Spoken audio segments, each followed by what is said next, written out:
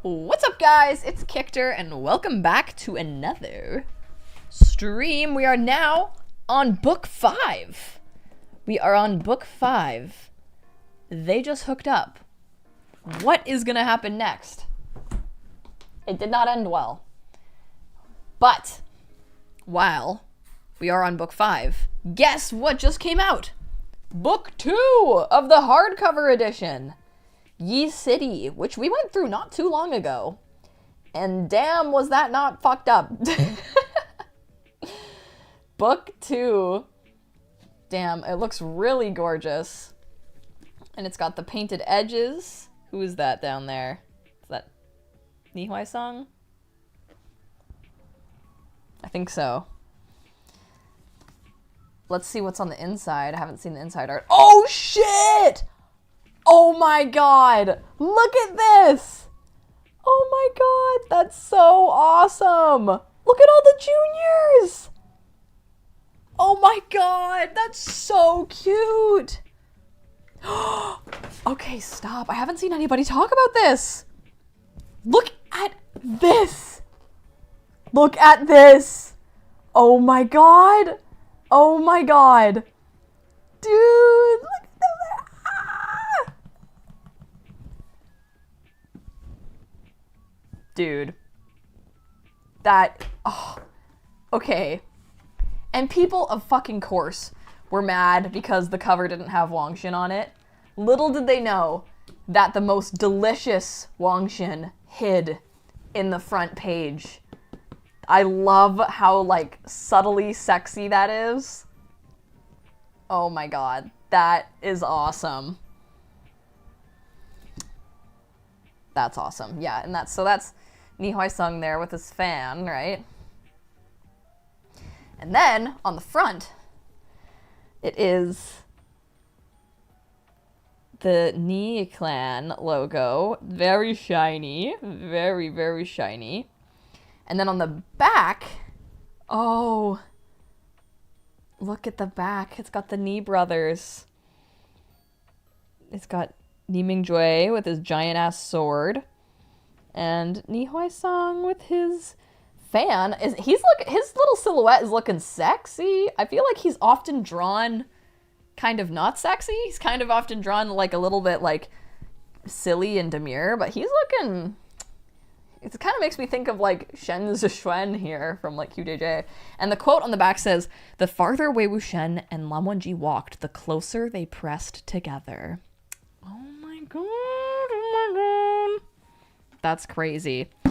Okay, also, Angelica, Angelica890 says, "Today it's my birthday, so I wanted to gift a sub. Thank you so much for gifting a membership, and happy birthday!" Oh my god, everyone wish happy birthday in the chat to Angelica. Thank you so much. That's so sweet of you to think of me on your birthday. That's so, so kind of you. I'm glad we could celebrate together. Thank you so much. That's just so, so generous of you. I hope you had a really good birthday. Did you do anything special today? Oh man. Stitch and I spent all day at the mall today buying presents for our friends. We just got back. After being in traffic for an hour, just got back. And last night we went and saw Wicked for Good, which was very gay, except for the super forced straight part, which, you know, I have opinions about, but yeah. Anybody else go see that this weekend? Quinn, thank you so much for donating, Quinn. I started playing Where Winds Meet over the weekend. It has lesbians. No way. Oh my god. Very addictive game. Do you plan on gaming more on your own? It would be cool to be game friends. The game looks so fucking cool, but those types of games where you really have to build up like your skill points and like choose what you want to upgrade and stuff, I don't think that's my style of game. I think it's just, I've never really been super into that style and it's pretty overwhelming. So I'm not sure if I will continue on with it. Although I think it's so fucking gorgeous.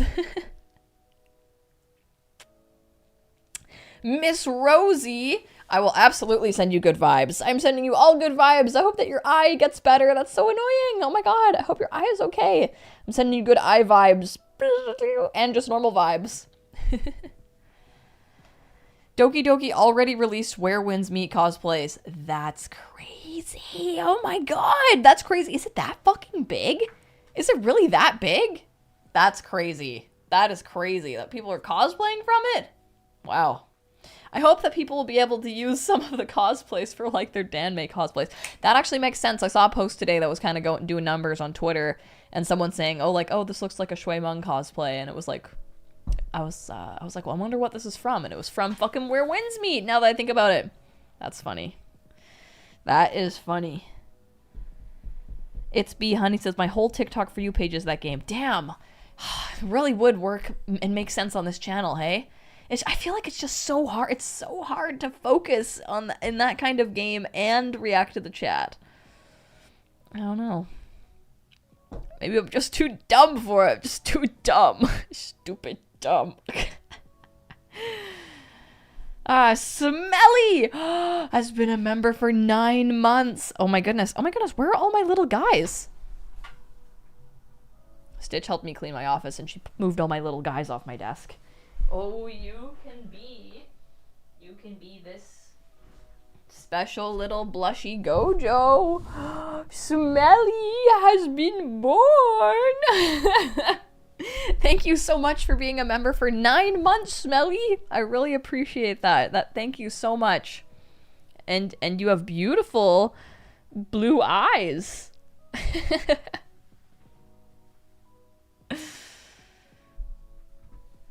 Meridia says, it's all good, you're not dumb. I think your channel is destined for more dating sims. Yes, like story-based reading stuff. I really enjoy doing that.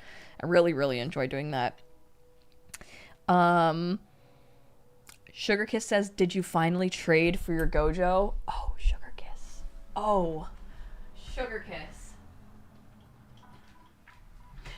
I sure fucking did! Look at him! I got him! Ah! This motherfucker was so hard to get. And we were literally at the mall today and I saw the blind boxes for this and I was like, I'm free! I'm free! I'm finally free from the blind box hell.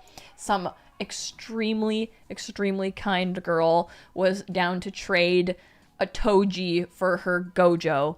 And it was hilarious because I met her and she was with her mom and she came up to me and she was like, yeah, I'm not a Gojo glazer, so I'm more of a Toji girl. And I was like she wasn't being mean or anything. It was just so funny, like being like, yeah, I'm not a Gojo glazer. I'm like, yeah, I am a Gojo glazer. So yeah, it was great. It was great. I'm so glad that he finally has a home. And I will say, whatever brand makes these like little you know, Labubu style cat plushies. This is a really nice, like, quality feeling plushie. Like, I feel like the proportions are really cute. Its head even spins. Spins a little too far. It's very soft. And even, like, the keychain part is, like, good quality. Because I have, like, a shit ton of keychains and stuff, right? And some of them are just, like, not good quality. But this, I would say, is definitely a good one to have. And, of course, I also have his boyfriend. And, actually, I also have... Just wait. I'll be right back!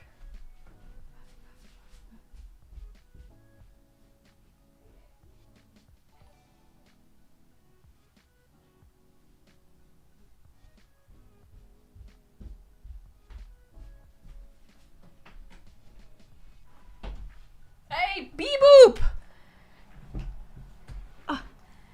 Hey, Bee-Boop, thank you so much for donating. Hello, quick question. Is there any fur pattern difference between your Shiba babies or any little things they do differently?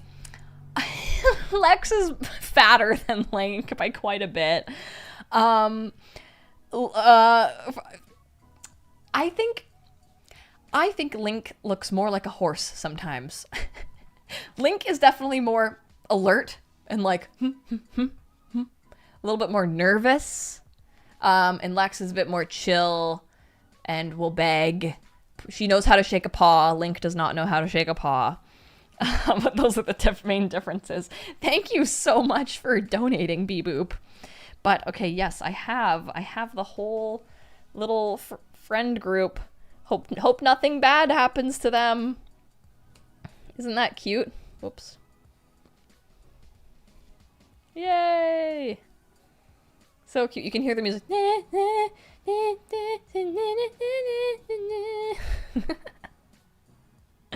Yeah, so that made me really happy to collect these. I love them. Who is older? They are from the same litter, so they're little sisters.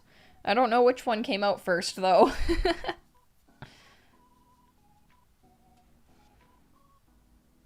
Oh, Glitch said, I found a lucky find of Mojang plushies.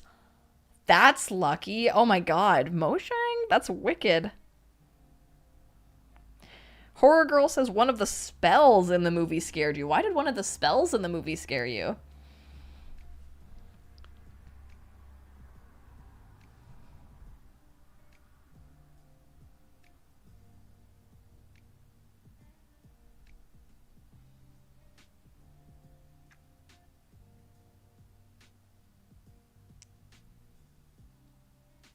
Oh, Spazzy, I'm so sorry to hear that about your dog. Oh, that is so upsetting. I'm really sorry to hear that. I'm sending you and your pup good vibes. Absolute good vibes. Gee says, Kictor likes baby girl dating games. I do. Kate says, play Dispatches, 99% story and only 1% gameplay. I've heard so much good stuff about Dispatch. I really have. It's B Honey says, Gojo Glazer. It's indeed.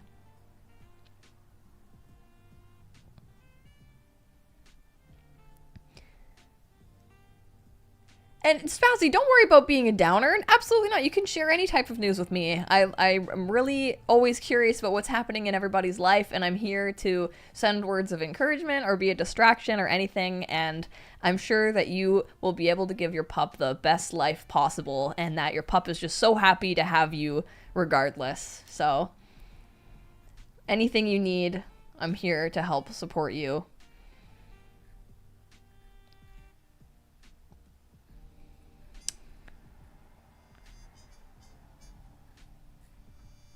You know, I've been having this, like, pain in my fucking chest. I think it's this fucking chair. I think this chair gives me, like, chest and back pain. I need to figure this shit out, man. I need to figure this out. Because I do think it's sitting in this chair for long periods of time makes my chest back hurt. Ugh. Kate says, I popped in to say hi before my friend kicks my ass in Balatro. Might pop in later. I've also heard of that game. I've never played it though. CSCL says, Wangshan are on Volume 2 cover. Technically, inside flap. Yes! Yes! Yes, they are. Boom! And it's sexy. It's sexy, alright. Is that the scene? Is that the scene when they kiss? When Wei Wuxian kisses him? Or is that when... Or no, that's when Lan Wangji hoists him up the stairs and all the juniors see it, right?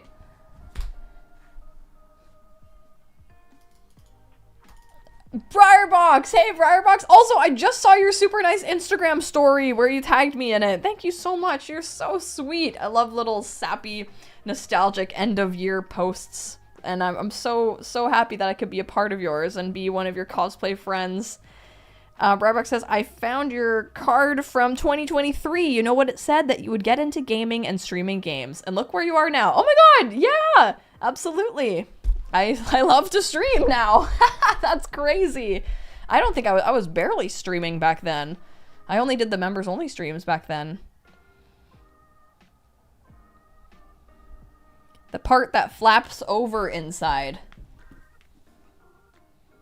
Wait. Is there another thing? Oh, it's this picture too. Look at them! Oh my god. So you literally get it here, and then here. Oh my god! That's so... I love that! Look at Lan Wangji's drunken ass face. He's like, you're mine. I love that. Check the dust jacket. Oh my god. They're fucking all over this. Look, they're on here too. That is hilarious. Oh yeah, Wangshan aren't on the cover. They are everywhere, actually. They are everywhere.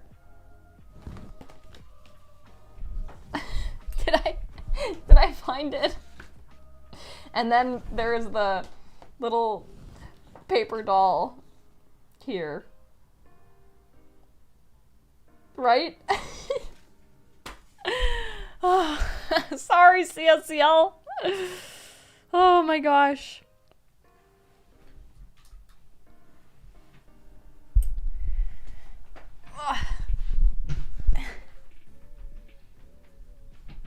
Oh, Horror Girl says, I didn't know if the character was gonna survive. Oh, yes, yes, yes. Has anybody else finished reading Arha yet? Also, tomorrow, I think, Mistakenly Saving the Villain comes out, and 300 Years of Longing came out, I believe. How many people here have read Mistakenly Saving the Villain? Because I feel like that one is so popular.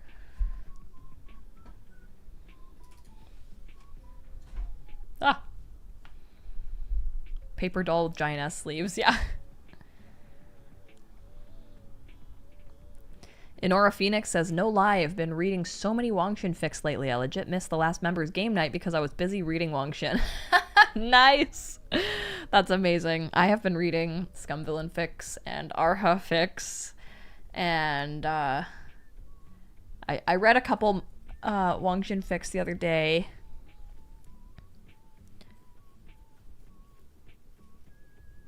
Is Xavian in the chat? I kept reading Xavian's fic. Beef Leaf. Ah, yes, Horror Girl. Yes, I wasn't expecting that. That was pretty cool.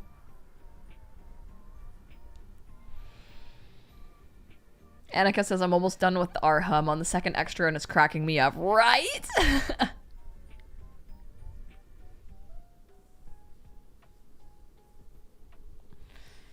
Ooh. Bai Shu Sui says, I finally started reading Arha Book 2. It took me a minute, but I'm finally doing it. Nice. Arha Book 2. I was super into Arha for like all of Book 1, but Book 2, man, the beginning of it, when it switches to Chu Anning's POV, that's some good shit. That is some good shit. Oh my god. That was the best. And I think the cover for Arha book 2 is like one of my favorite covers of all time. I just love him. Esper Lady, hi, how are you doing? Naj says, I'm on the second volume of QJJ. The writing in that series is fire. I think I might like that style most out of all the series I've read so far. Ooh, very nice. I personally haven't read QJJ, so I'm not sure about the style, but it's like one of Stitch's favorites. Absolute favorites. Lunar Skies has fallen down the Lanchiren when Rohan rabbit hole. Yes! Oh, yes. Fantastic. I do also love Old Man Yowie, and I think that's such a delicious ship. And it just fits. It's just perfectly in line with the land curse. Inora Phoenix says, oh man, I really need to finish Thousand Autumns. It's good, but it doesn't keep my attention very well, so it's difficult with my ADHD. Ooh, interesting. Okay. Yeah, I know Thousand Autumns is long. Very detailed. Esper Lady says, hi, Kictor, just got back from an SCA meeting. One of the people was telling me how to make fake jade with a resin 3D printer. Oh, that's cool. Oh my god. No, that would be wicked. Getting to make jade? That is awesome. That'd be great for cosplays too, hey? Orion's Belt says, I was using a random spinner wheel to make MXTX ships.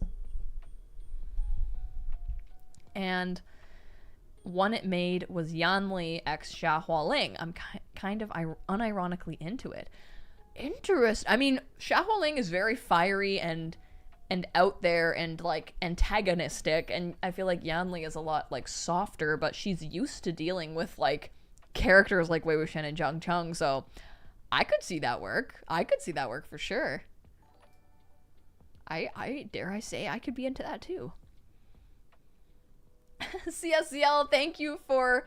Oh my gosh, my alert still says Bing Cho kisses, but it is Zhang Cheng. Hey, Zhang Cheng's got his tits out for Bing Cho kisses. That's all I'll say.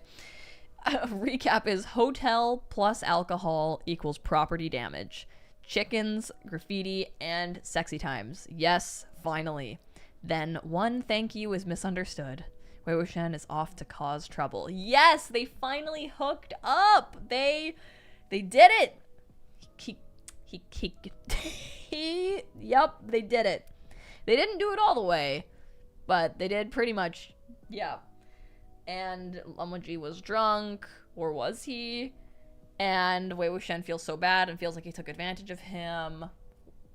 And then woke up and was like, it's just a thing guys do. It's all good. It's all good. We're good. And let's sleep in separate rooms now. And then Wei Wuxian's like, I can't fucking deal with this. I feel so bad. And then he left. He vacated the building. Meridia says, if we're doing crossovers, I want to put Zhang Cheng in a room with Pei Ming and Tianlin Jun. Oh my god. Tell me how that's gonna go. Tell me how that's gonna go. Horror Girl says, did you see the trailer for Return to Silent Hill? Oh no, is that the new movie that's based on Silent Hill 2?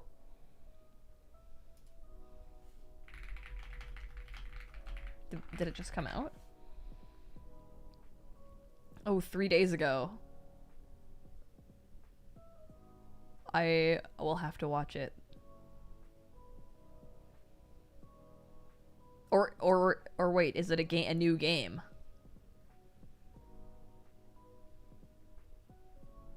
Is it a movie or a game?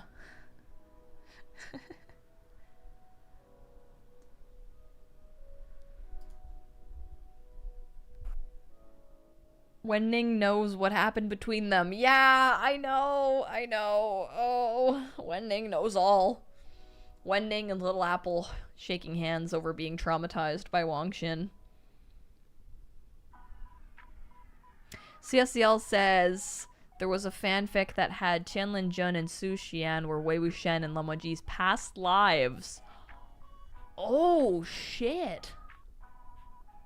Ooh, that's cool. Leo says, I'm so excited for Missville to come out tomorrow. Also, the Volume 2 cover just dropped and it's gorgeous. One of my favorite side characters is on the cover. Is your favorite character the snake? Because there's a giant ass snake on the cover.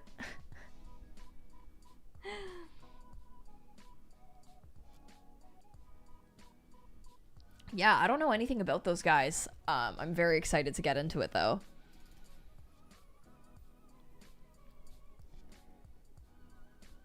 And it's B Honey says, don't forget what Wei-Wuxian saying. Don't think about it too much. Men do this together sometimes. It's normal. It doesn't have to mean anything. Yeah. Yeah. Yeah.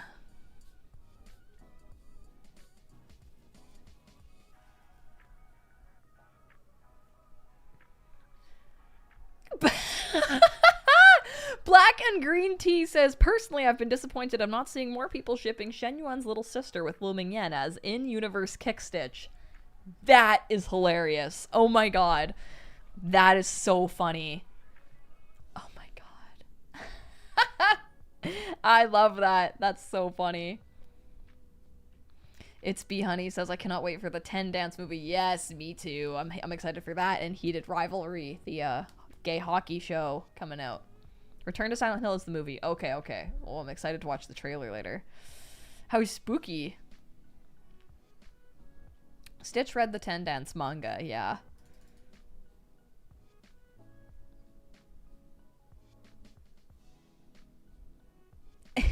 The guy with the short hair, his name is Long. Oh, his name is An Long, my bad. I read that as just his name is, he's got a long name. I'm like, oh, understandable, understandable. Dana Lee said, did you watch Wicked for Good? Yes, I did. I saw it last night. I did. Orion's Belt says, I'm such a shipper. I love just smashing random characters together and making them kiss. It is fun to think about different personalities coming together. Yeah, I really enjoyed Wicked. I'm a Wicked fan. I thought Wicked was wicked.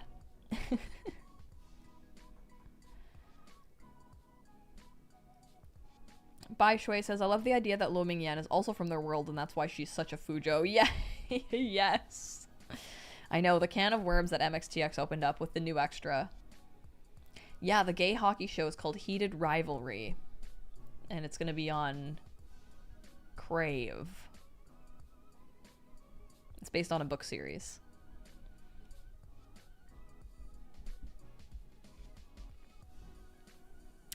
Yes, the new Avatar movie comes out. I've seen the other two. Those are always a fun spectacle to go watch in the theaters.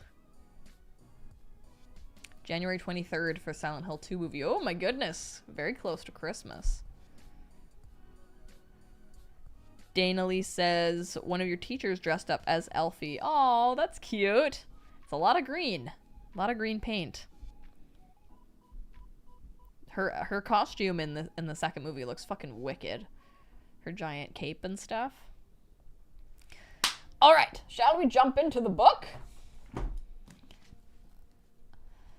I am like the blurriest on like what happens in this book. Look at, oh my god, we've got so many different beautiful covers here. Look at this. Ugh. Look at them. Aww. Jinling playing with friends. And we got a little bunny here. Okay. Okay. Oh, and this is the other piece of art. Oh my. So cute. They're finally happy together. I wonder how they get there, because they're currently not this. This one is the climax in more ways than one. Nice.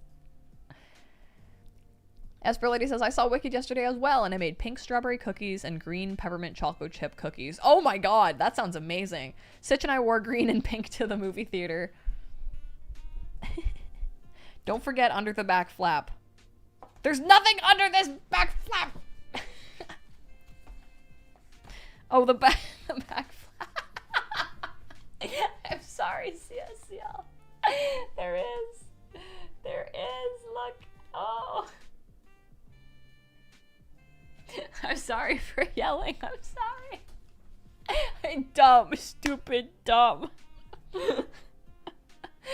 I'm sorry that I am that audio today. Oh my god. Oh, okay. We're locking in.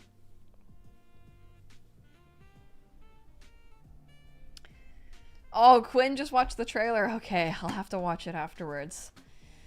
Okay. Okay. Let us see. Hen Shang, to hate life. Isn't that what Jing Guanyao's sword is named? I'm a bit of a fan. Okay. Wei Wuxian ran directly to the city's Guanyin temple with Wen Ning in tow. He and Lan Wangji had scouted a path earlier in the day, intending to examine it more closely at night to crack the magic array. That would allow them to determine exactly what the array was keeping sealed away and whether it would help them face Jing Guanyao. My favorite little guy. But he just had to sleep all the way until shoe time, and when he woke, that had happened. Their plans were a bust, and Wei Wuxian was sorely agitated. What better time than the present to cause some trouble for that sneak Jing Guanyao? All was tranquil in the deep of the night. Every household had extinguished its lights, and the doors of the Guanyin temple were shut. From his spot outside the tall walls of the enclosure, Wei Wuxian could see it was pitch black inside the courtyard. He started to climb the wall, then halted abruptly. Something's not right, he thought. Wen Ning stopped in his tracks as well. A barrier has been set, he murmured. Wei Wuxian gestured, and the two dropped silently back to the ground. They'd left through the front gates and headed to a nook behind the Guanyin temple. It was there that they cautiously scaled the enclosure wall. After they had hidden themselves behind a beast statue on one of the roof's ridges, they peered into the courtyard once more, and were struck dumb by what they saw. Lights shone bright inside the temple. The complex was filled with standing figures. Half the crowd were monks and the other half cultivators wearing the Sparks Amid Snow uniform. The two groups were milling together, all wielding bows and swords. They seemed to be guarding something. They were clearly ready for battle and would occasionally exchange hushed words as they remained on standby. A special concealment barrier had been set up around the temple. From the outside it looked all was still dark and silent. None of the lights or voices within could be seen or heard. What shocked Wei Wuxian wasn't the barrier, though, and it wasn't the cultivators or fake monks. It was the white-clad man standing in the center of the courtyard. It was Lan Qichen! Oh, fuck! Oh, shit. I was like, it's gotta be... Who's that other embarrassing guy? Who's the embarrassing guy that we hate every time he comes up? We're like, fuck that guy. Susha. I thought it was Susha. Lan Qichen? Are you canoodling with the enemy? Oh, man. He was not bound or restrained in any way. Ooh. Even his xiao, Lei Bing, and his sword were still fastened at his waist as he stood calmly among the crowd. This is so embarrassing for him. The monks and cultivators also treated him with the utmost respect, some going as far as to respond to his statements with docile murmurs. After observing them for a while, Wei Wuxian whispered to Wen Ning, "Hurry back to the inn and bring Hang Guanzhen here as quickly as possible." Wen Ning nodded. The next second, he was gone. Wei Wuxian hadn't spotted Jing Guanyao. He didn't know whether the man was here too, nor whether he had the Yin Tiger tally in his clutches. After contemplating the situation briefly, he bit his finger, planning to entice a few minor minions into helping him summon some more powerfully sinister creatures. But just as he was about to stick his bleeding finger into the spirit trapping pouch, the sound of a dog barking came from the end of the long street outside the temple. Wei Wuxian was promptly scared out of his wits. He nearly ruptured his internal organs trying to repress the urge to leap straight into the clouds. Instead, he latched onto the beast statue near the top of the wall, shuddering in terror as he listened to the barking come closer and closer. "Save me, Lan Zhan, save me!" he chanted to himself unconsciously. Oh my goodness. Oh my goodness. Chanting the name seemed to help him muster some courage. CSZL says, "My friend read this page and got convinced that Lan Qichen was the second mastermind." I mean, wouldn't you think that at this point, right? Like, you're like, all he does is defend Jing Guanyao, and it seems like he's kind of playing both sides, and he really doesn't want to throw Jing Guanyao under the bus. Like, I don't think it's crazy to think, is he actually working with him and he knows and they killed Ni Mingjue together or something? Chanting the name seemed to help him muster some courage. With one last shiver, he forced himself to calm down, praying desperately that the dog was a stray without a master and that it would quickly go the hell away.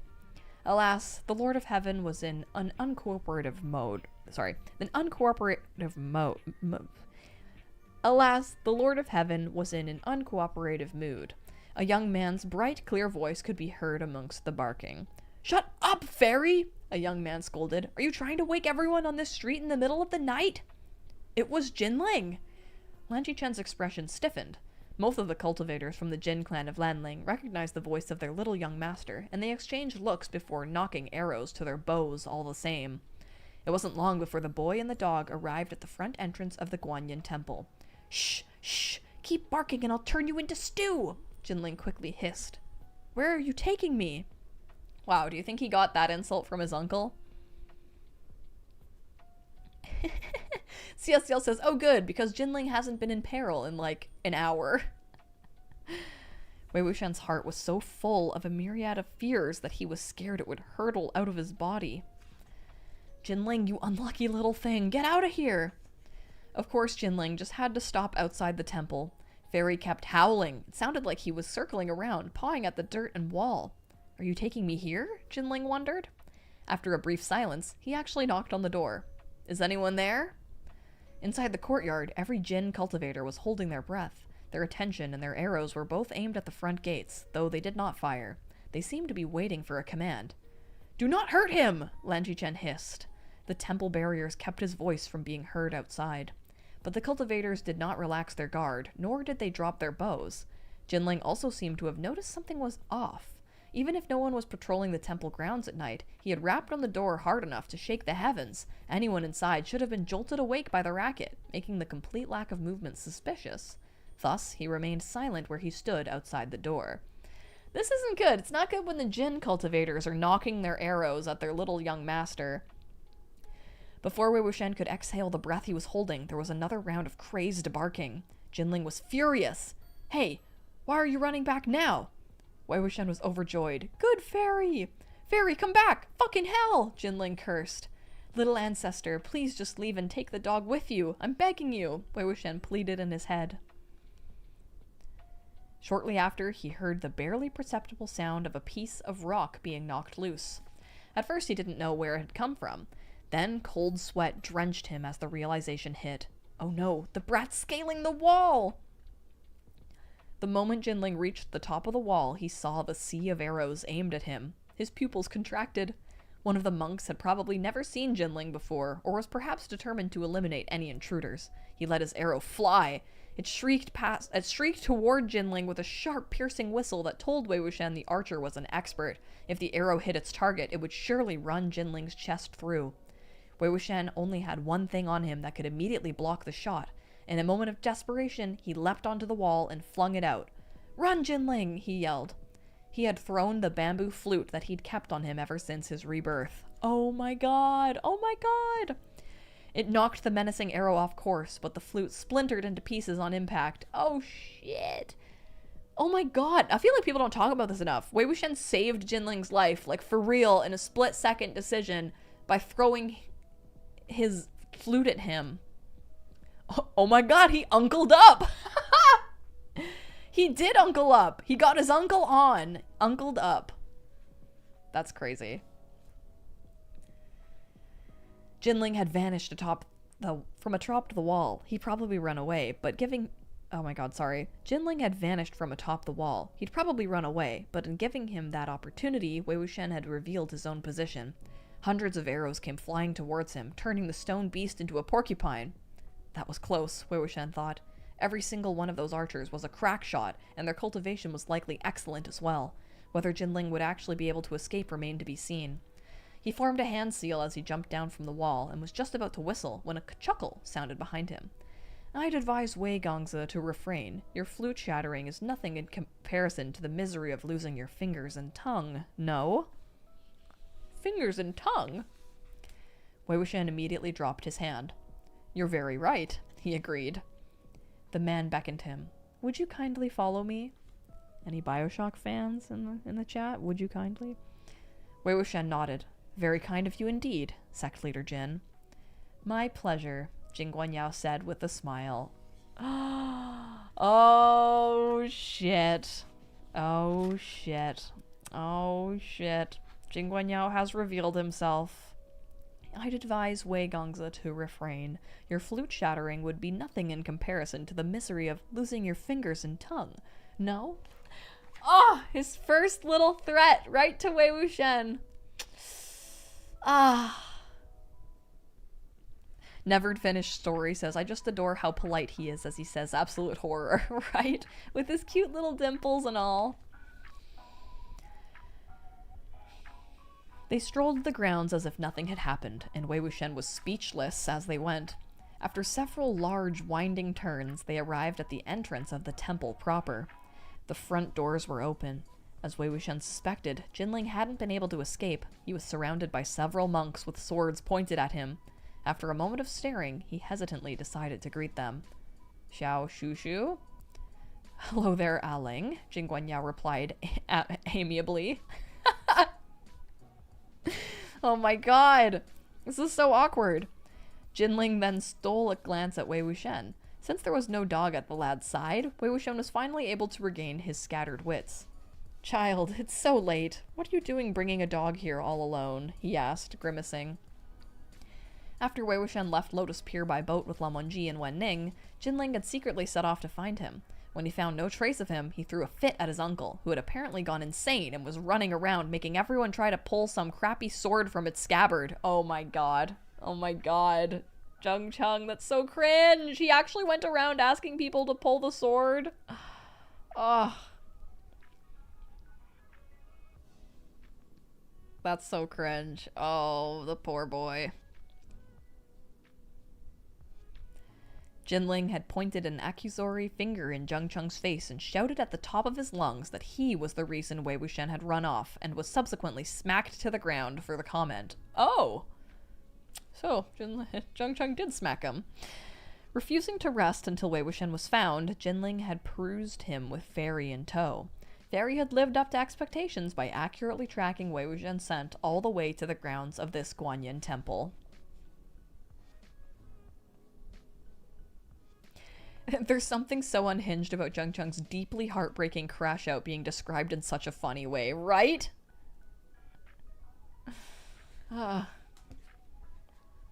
Orion's belt. Don't mind me, Aling. I'm just evil now. Sensing a surge of murderous intent within, it had abruptly changed tack when Jinling started knocking on the door, trying to warn its owner by biting his clothes and barking non-stop.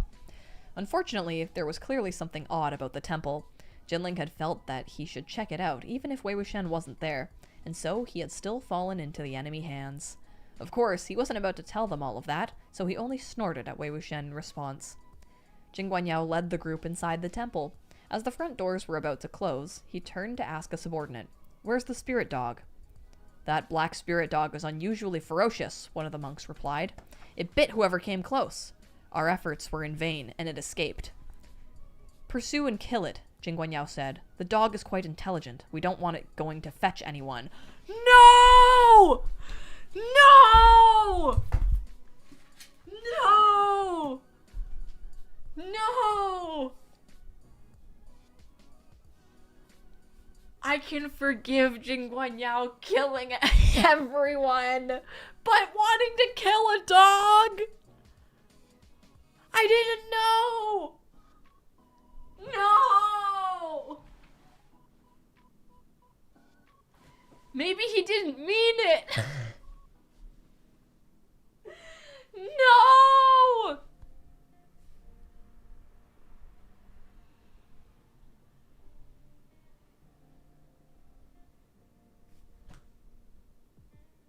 Oh no! Can I truly defend him any longer?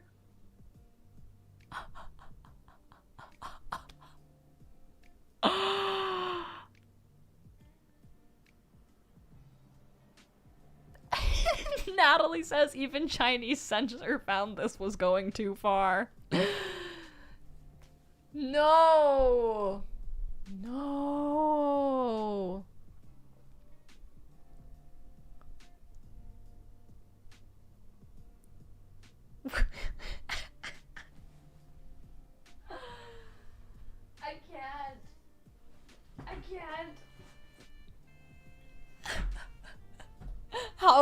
you? How could you? I've defended you for so long.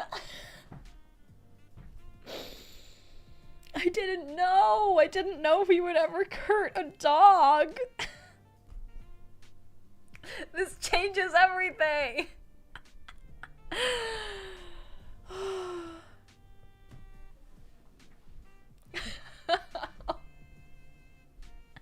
Never finished story says this crash out needs to be a short. Someone edit kicked her drawing the line at Jin Guanyao killing a dog, but not any of his other crimes. No, you don't get it. You don't get it.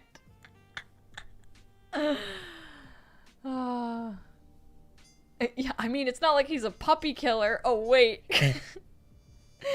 No!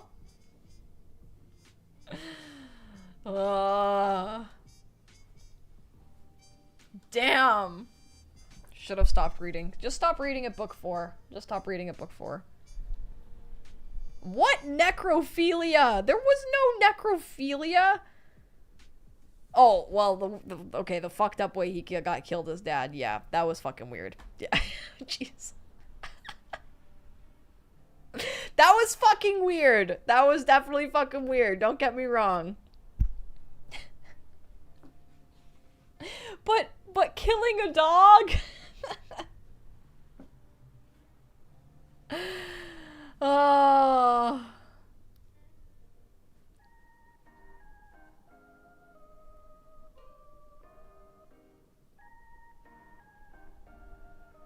I can excuse murder, but I draw the line at animal cruelty.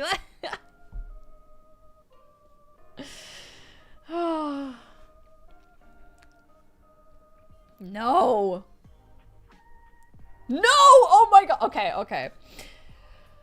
Pursue and kill it, Jin Guanyao said. The dog is quite intelligent. We don't want it going to fetch anyone. Yes, sir. The monk left, sword in hand, and the front doors closed after him. Jinling was left dumbstruck and horrified. You're really gonna kill Fairy? He blurted. You gave it to me! Jin Guanyao didn't answer him, but asked instead, Aling, what are you doing here? To be fair, Jinling probably shouldn't have been out with Fairy. I find a way to somehow blame Jinling for this. to continue defending Jin Guanyao. Jinling stole a glance at Wei Wuxian, hesitating. Suddenly, Lan Qichen spoke up. Sect leader Jin, Jinling is still a child. Lan Qichen, you're just gonna stand there while Jin Guanyao says go kill a dog? Okay, maybe you are a little too complicit in this, sir. Hello?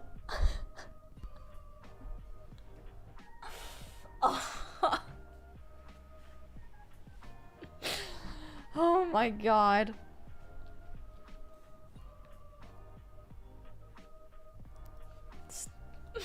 Okay, this scene is hilarious. What? Okay, let me start over, okay? Okay. You're really gonna kill Fairy? He blurted. You gave him to me. Jin Guanyao didn't answer him, but asked instead, Aling, what are you doing here? Jinling stole a glance at Wei Wuxian, hesitating. Suddenly, Lan Qichen spoke up. Sect leader Jin, Jinling is still a child. Jin Guanyao turned to look at him. I'm aware. And he is your nephew, Lan Qichen pressed further. At a loss for words, Jin Guanyao laughed out loud instead. Arga, what are you implying? Of course I know Jinling is a child. And that he's my nephew. What did you think I was going to do? Kill him to seal his lips? Lan Qichen did not reply, falling silent instead. Jin Guanyao shook his head and turned to Jinling. Aling, you hear that? If you try to run away or scream, it seems I might do something terrible to you. I'll let you decide. Okay, stop! Stop! Everybody stop! This is... Okay, stop. This is such a good scene because Jin Guanyao didn't have to say it, you know? It's like there's still that weird edge of like, is he threatening me? Or is he making fun of Lan Qichen for assuming that he would say something like that. Like, somehow the, like, Arga, how could you assume something so terrible? And then looking at Jinling and saying, well, apparently something terrible might happen if you scream.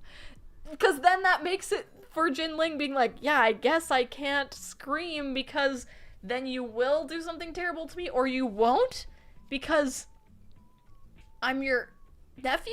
But like, it's so good. I love that because then in this moment, Jin Guanyao didn't have to, it's like he gives himself plausible deniability whenever possible, you know? It's like he always has that in the back of his head. It's like the plausible deniability of like, I didn't say that.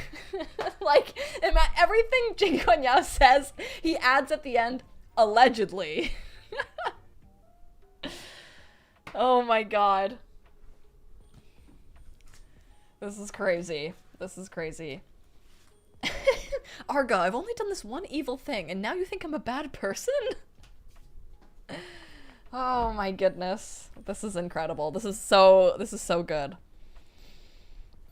Like, reading a villain and finding them this entertaining is such, like, it's such a delight, you know?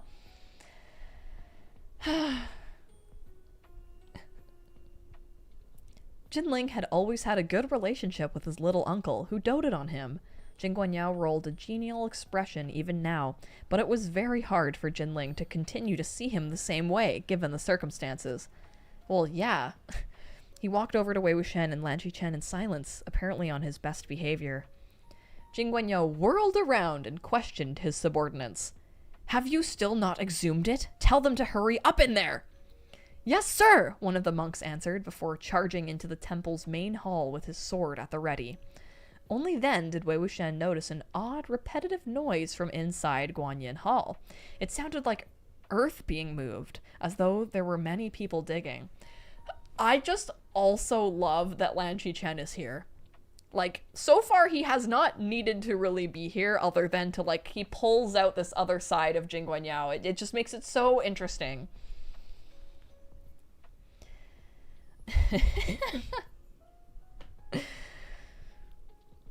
What's he digging for? Wei Wuxian wondered. Making a tunnel? Excavating the Yin Tiger Tally? Unearthing the thing that's sealed in here?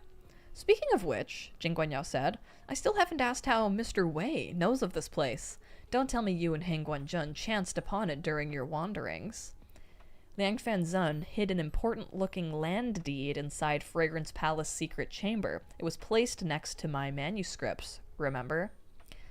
Ah, that was indeed an oversight on my part. I should have stored them separately. Either way, we can't escape your clutches, Wei Wuxian said. Won't Lan Fanzun tell me what is sealed here inside the temple? Just so my curiosity is satisfied.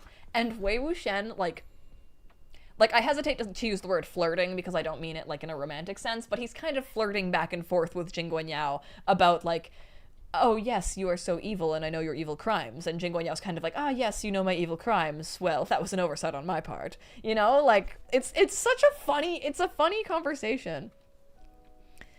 That information isn't cheap, Wei Gongzi, Jin Guanyao answered with a pleasant smile. Are you sure you want to pay the price? Oh, never mind then, Wei Wuxian acquiesced. Like, this is a hilarious conversation. Lan Xichen, who was starting to get jealous in the corner, walked over to him. It was then Wei Wuxian noticed that the sword hung on his waist was unsheathed an inch. No spiritual light coursed through the blade. Oh shit, he nerfed him. Oh, fuck. Zawujun, you're... Much ashamed. I was deceived, falling for a trap that cost me all my spiritual power. And how did Jin Guanyao do that to you, Arka? Pray tell. How did he zap all of your spiritual power out of you? Also, I feel like Lan Xichen owes Wei Wuxian a huge apology at this point. It's like Wei Wuxian be like, yeah, your little guy was evil after all, wasn't he? And Lan Xichen being like, yeah. Wei Wuxian being like, yeah, me and Lan Wangji kind of called that, like, last month, didn't we?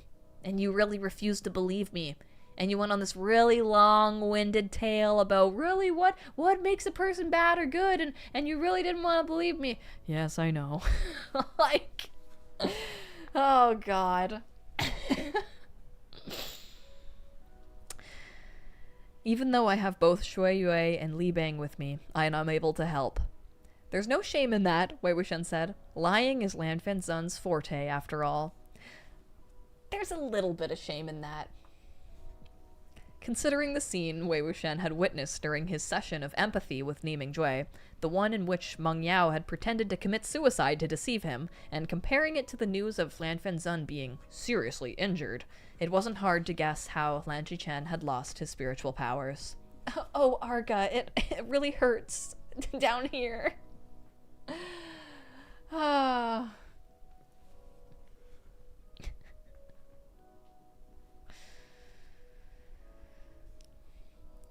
Construct an array before Hang Wenjun gets here, Jing Guanyao ordered several monks. Anything that can obstruct him will do. Why are you so sure Hang Wenjun is coming? Wei Wuxian asked. His mind was still racing, plotting whether to come up with a lie to get Jing Guanyao to drop his guard, but Jing Guanyao smiled briefly, seeming to see through him. Of course he is. Since Wei Gongzi regards this Guanyin temple with such suspicion, it would be impossible for Hang Wenjun not to be as well.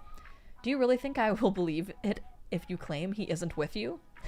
Smart man, Wei Wuxian said. That's so funny! Shut the fuck up! Oh my god, that is so funny. I love how Wei Wuxian's are like, yeah, smart man. Oh my god. Lan Xichen spoke up. Wei Gongzi, if Wan Qi is nearby, why didn't he come with you? We split up, Wei Wuxian said. Lan Xichen blinked at his response. I heard you were injured upon your return from the burial mounds. Why would he leave you at such a time? Who would you hear that from? Wei Wuxian wondered. Me, Jing Guanyao replied. Wei Wuxian shot him a look, then turned back to Lan Xichen. It's like this. I couldn't sleep tonight, so I went out to take a stroll. It was pure chance that I happened to wander this way. Hang Guanjun was in another room, so he didn't know I left. Jing Guanyao found this strange. You two stayed in separate rooms? Oh my god! Oh my god! This is so funny. Holy shit. You two are in separate rooms? He's like, aren't y'all gay?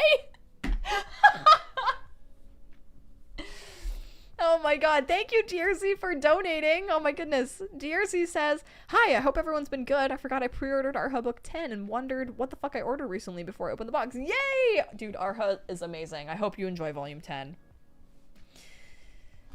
This is so funny. I love how both like Jing Guanyao and Lan Xichen are both like, where is he? Why is he not here? What the fuck is happening? What happened? What did you do?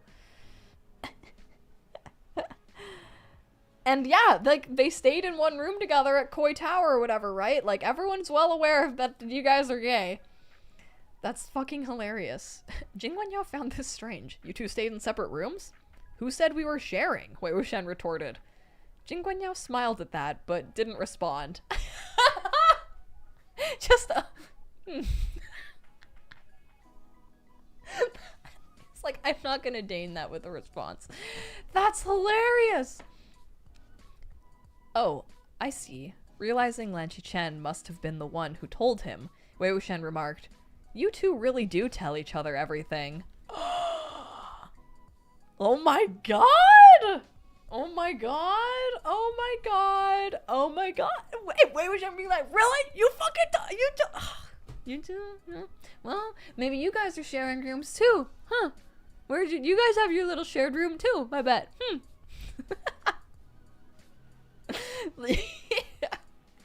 Lan Xichen, you little fucking gossip. Lan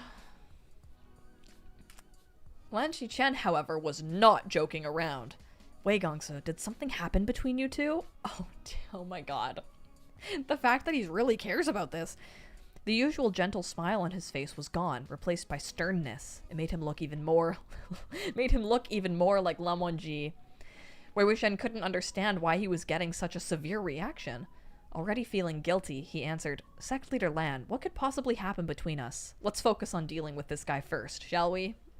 Aw, I like that. He's like, don't worry, I didn't fuck it up. Don't worry, I did not just severely fuck this up. He gestured at Jing Guanyao with his eyes. It was only at this reminder. Sorry, he's like super short, so he's like down there. It was only at this reminder that Lan Qichen relented and said, I have been impatient. My apologies. Jing Guanyao laughed, however. It seems something really did happen. Something big at that. Oh my god! Jing Guanyao was like, ooh, Wang Xin broke up. Wei Wuxian sneered. The entire cultivation world is poised to embark on a crusade against you, Lian Fenzhen. You seem so carefree. Do you still have time to worry about other people or get chatty with them? Please, I am simply marveling.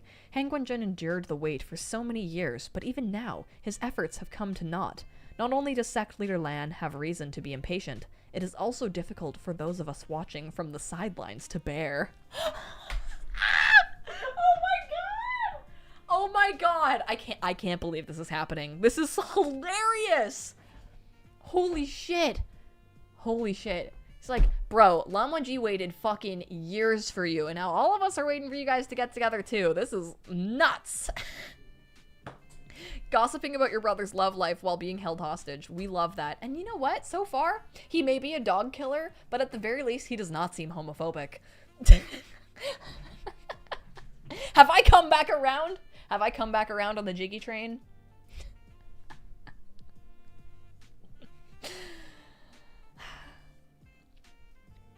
Wei Wuxian abruptly shifted his gaze to him. Waiting for what? What efforts? Thank you, Orion's Bolt, for donating. His question surprised both Jing Guanyao and Lan Qichen. Oh my god, they're both so aware. The two of them looked Wei Wuxian over seriously, critically, as if trying to discern whether he was just pretending to be this obtuse.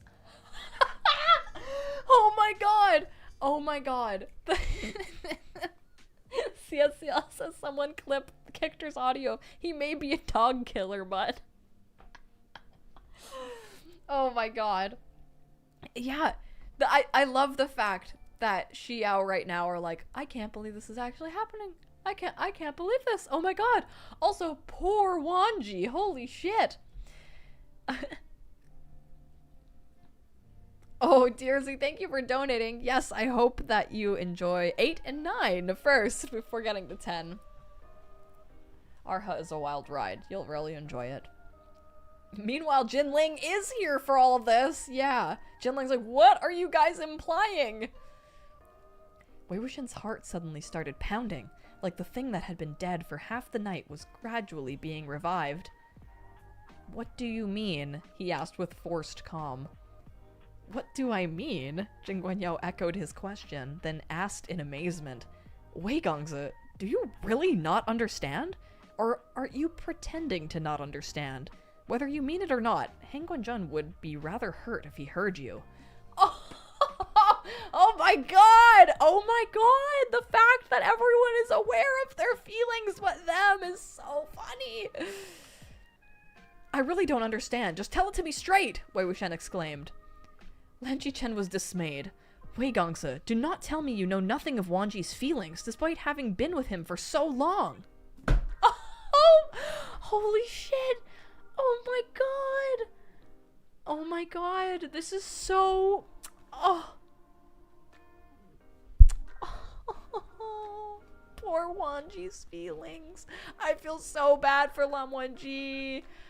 Oh, I feel so bad for him. Wei Wuxian grabbed him. He was nearly on his knees, begging him to just tell him everything clearly and at once. Sect Leader Lan, you said Lan Zhan's feelings. What feelings? Does he? Lan Qichen yanked his hand out of Wei Wuxian's grip. It would seem you truly do not know, he said in disbelief. Have you so easily forgotten how he received the discipline whip scars? Have you not seen the brand on his chest? The discipline whip scars! Wei Wuxian exclaimed as he grabbed Lan Qichen again. Sect Leader Lan, I really don't know anything. Please tell me. Where did those scars come from? Could they have something to do with me? Irritation appeared on Lan Qichen's face. If not because of you, would he have done that to himself for no reason? Oh my god. Oh shit. CSL saying Lan Chen has been the embodiment of patience for 5 volumes, but now he's completely snapped. Yes! Oh my god. I love that he's fucking irritated about this too. Like, he's pissed. He's actually fucking mad that Wei Wuxian has not realized this. Like, Lan Chen loves his brother so much and knows his brother's feelings run so deep, and then to see that, like, seemingly disrespected by Wei Wuxian, and I love the fact that he's actually mad. Like, he's not like, oh yeah, Wei Wuxian's a man, like, it would be rare for him to return the feelings or anything. He's like fucking pissed. He's like, you are not treating my brother with respect right now. And Jing Guanyao, who is literally being evil, he literally zapped Zewu Jun of his powers, threatened to kill Fairy and Jinling, and cut out Wei Wuxian's tongue, and he's like, you are the real monster, Wei Wuxian.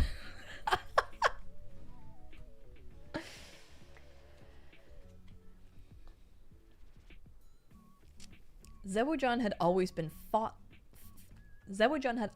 faultlessly decorous, but he was moved by genuine anger now that the matter concerned Lan Wangji. However, his rage dimmed a bit upon scrutinizing Wei Wuxian's expression. He ventured a tentative guess. Your memory is damaged? My memory? Wei Wuxian asked, then immediately tried to think back on whether he'd forgotten anything. I don't remember when my memory might have been... Wait, yes, it is! There was indeed a period of time when his memory was particularly hazy. The Nightless City Massacre.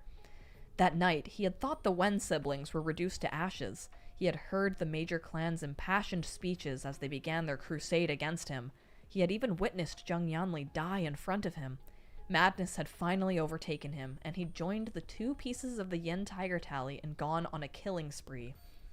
The Tiger Tally controlled the bodies of the dead. The people the dead slew turned into fierce corpses in turn, creating an infinite army of murderous puppets. The scene had quickly become a blood-soaked vision of hell. Although Wei Wuxian was still able to stand afterwards, he felt himself leave the ruined city turned slaughterhouse in a trance. He remained senseless and oblivious for a long time. By the time he could think clearly again, he had already been sitting at the foot of Yiling burial mounds for a long, long while. Is it coming back to you now? Lan Chen asked. Was it that time at Nightless City? Wei Wuxian mumbled. I'd always been under the impression that I wandered back by myself in a daze. Could it be... Lan Chen was exasperated enough to laugh. Wei Gongse, how many cultivators waged war against you that night at Nightless City? 3,000! No matter how much of a genius you might be, how could you possibly have withdrawn unharmed? He rebuked.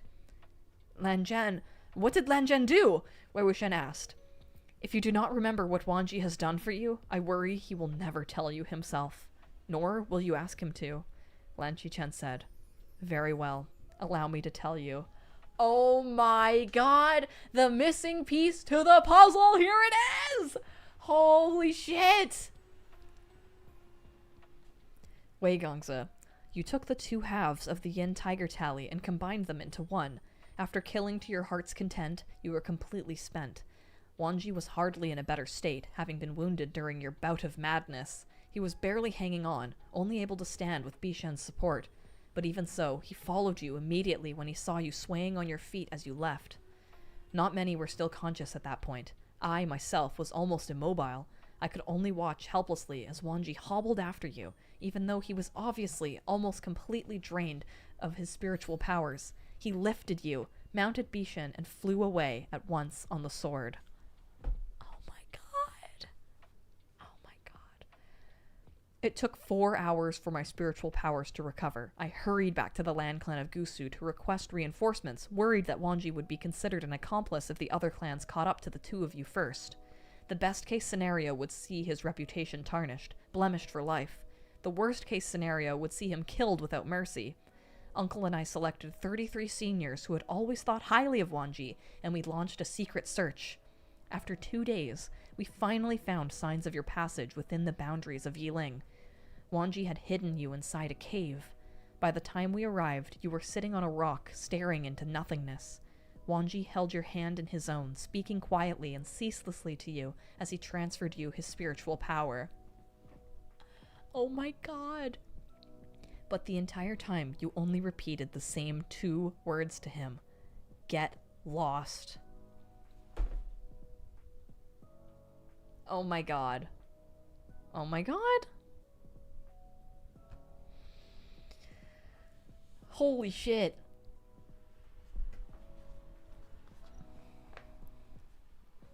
Wei Wuxian's throat was dry. His eyes were rimmed with red. He couldn't say a single word.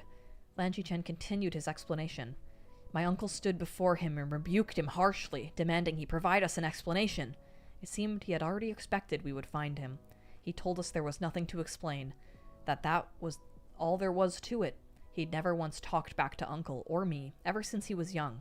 But for you, not only did he talk back, he raised his blade against fellow members of the Lan clan.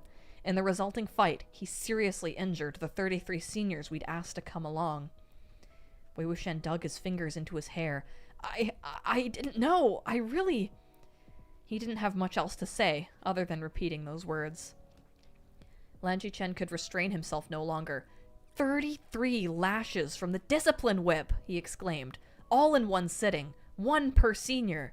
You must know how painful the lashes are, and how long one must lie in bed to recover. After he stubbornly escorted you back to the burial mounds, he returned morosely on his own to receive his punishment. Do you know how long he kneeled before the wall of discipline? When I went to check on him, I told him this. Wei Gongse has already committed a grave crime. Why must you add to them?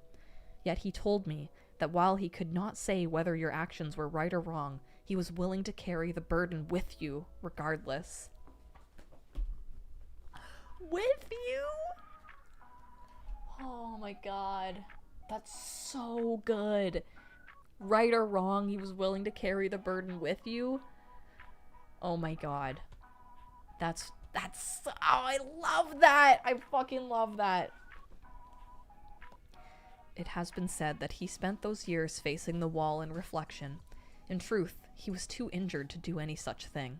And even so, when he learned of your death, he had to go to the burial mounds to see for himself, forcibly dragging his body there in such a state.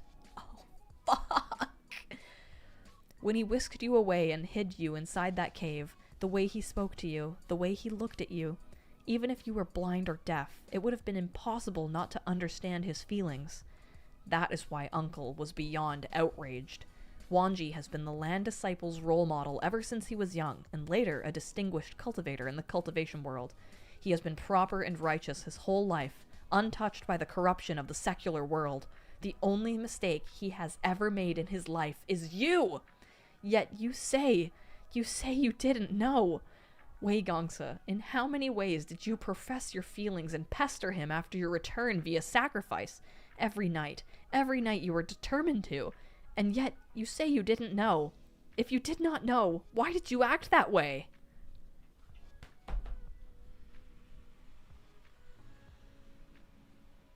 Holy shit.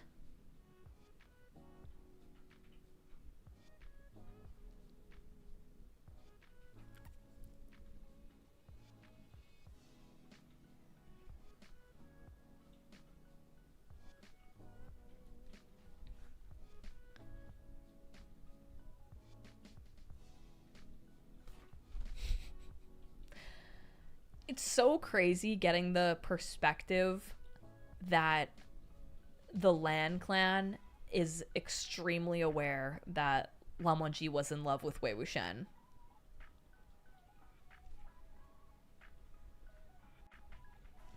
Oh.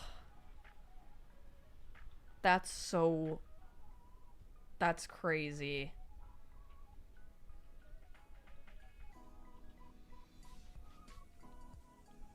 Yeah, exactly. Orion's Belt brings up the fact that says, to him, Lan Wangji has loved Wei Wuxian for so long and been so devoted and gotten in so much trouble for Wei Wuxian, and Wei Wuxian had just led him on. It's almost like there's two parts to this. It's like the fact that Lan Wangji did all of this stuff for you, and then the fact that you are acting flirtatious with him and acting like you have feelings for him. The fact that you didn't know that he had feelings for you is just absolutely crazy. So the fact that Wei Wuxian actually did have memory loss is just like, oh my god, like, What an insane misunderstanding on so many fronts.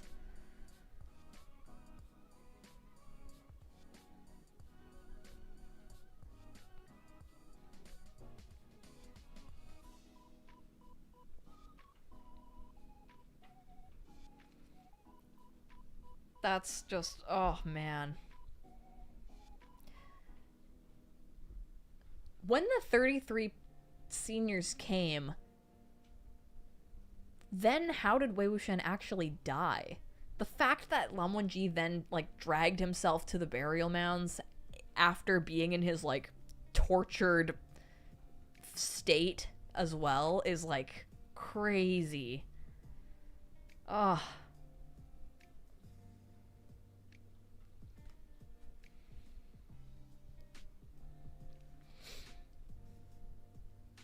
Wei Wuxian really wanted to go back in time to those very moments and kill his past selves.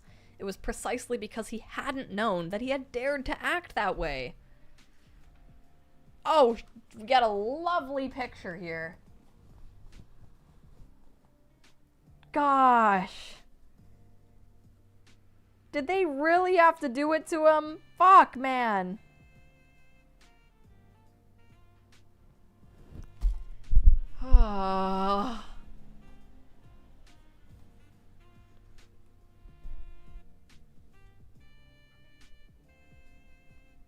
He was suddenly seized with terror. If Lan Wangji hadn't known that he essentially remembered nothing of the days after the Nightless City massacre, if Lan Wangji thought he'd always known about his feelings, then what the hell had he been doing to him since his return? Wei Wuxian's initial, exaggerated buffoonery had been intended to repulse Lan Wangji and goad him into throwing him out of the cloud recesses as soon as possible. They would then go their separate ways, never to meet again. It was impossible that Lan Wangji hadn't seen through him and known his intentions. Even then, he had still stubbornly kept Wei Wuxian by his side and protected him. He hadn't given Jiang Cheng a chance to draw near or make things difficult for Wei Wuxian. He had answered Wei Wuxian's every question, heeded his every whim, ridiculously indulgent, absurdly tolerant. I love that. Ridiculously indulgent, absurdly tolerant. Not to mention that even in the face of Wei Wuxian's multitude of tricks, the awful teasing and flirting, he had still managed to maintain decorum without ever overstepping boundaries. When he suddenly shoved Wei Wuxian away at the inn earlier that night, could it have been because he thought it was just another of Wei Wuxian's wanton whims? Wei Wuxian really couldn't bear to follow that line of thought any further. Like, he unintentionally has been hurting him so much. He abruptly bolted towards the door, but several cultivators immediately blocked his way. Jin Guanyao, who reminded everyone he's still here, began to speak. Wei Gongzi, I can understand your excitement. Wei Wuxian only wanted to rush back to the inn, rush back to Lan Wangji's side, and babble all his feelings to him. With a strike of his hand, he knocked down two of the monks who were trying to restrain him.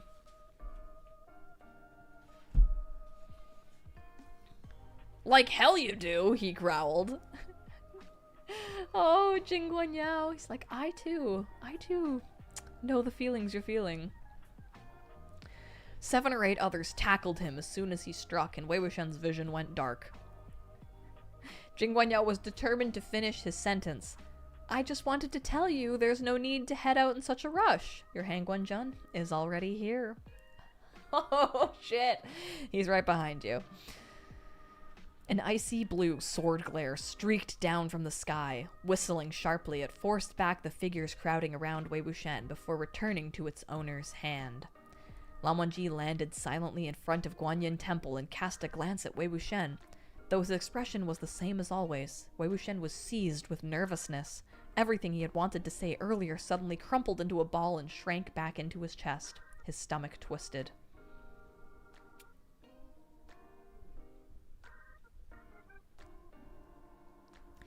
Black and Green Tea says, people blame Lan Xichen for the mistake line, but I felt it was clear that what he's saying is that Lan Wangji's mistake is doing all of this for someone who he knows will never fully appreciate him. Yeah, in that line, it felt like he was kind of speaking what his uncle said. Like how his uncle viewed Lan Wangji being good. and that the only misstep he ever did was like being in love with Wei Wuxian, and because that led him to end up attacking against his own sect.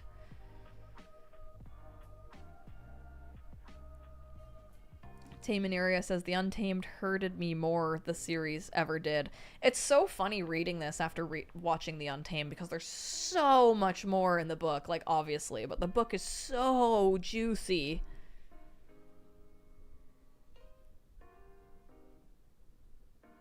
Yeah, Gabby Gogo. I agree.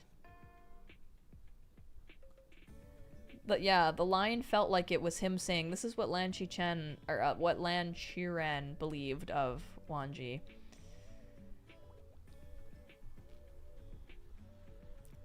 Okay, Bishan is here. Lan Wangji is here. Wei Wuxian's nervous. Okay. Lan Zhan, he mumbled. Jinling, left completely stunned by Lan Qichen's story, was overjoyed to see Lan Wangji arrive, but his expression turned odd again when he saw the look Lan Wangji was exchanging with Wei Wuxian. Jing Guanyao sighed in awe. See, Wei Gongsa, as I said, as long as you're here, Han Guanzhen will surely come. Jing Guanyao's like, true love does exist.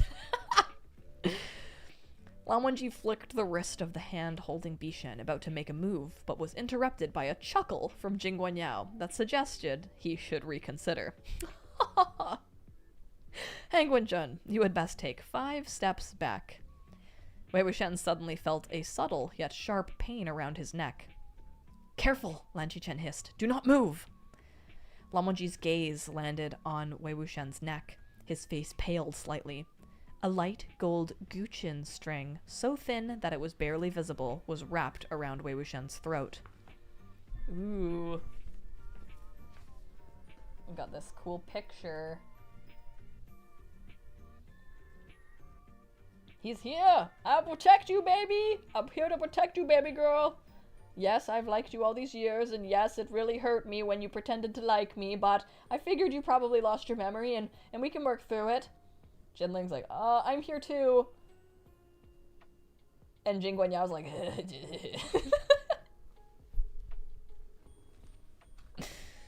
and Lan Qichen's like, I'm just happy to be here.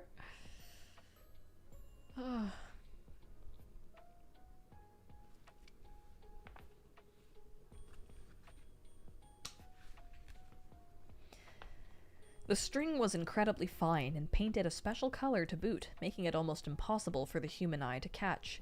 And Wei Wuxian had just been thrown for a loop, too distracted to pay attention to his surroundings.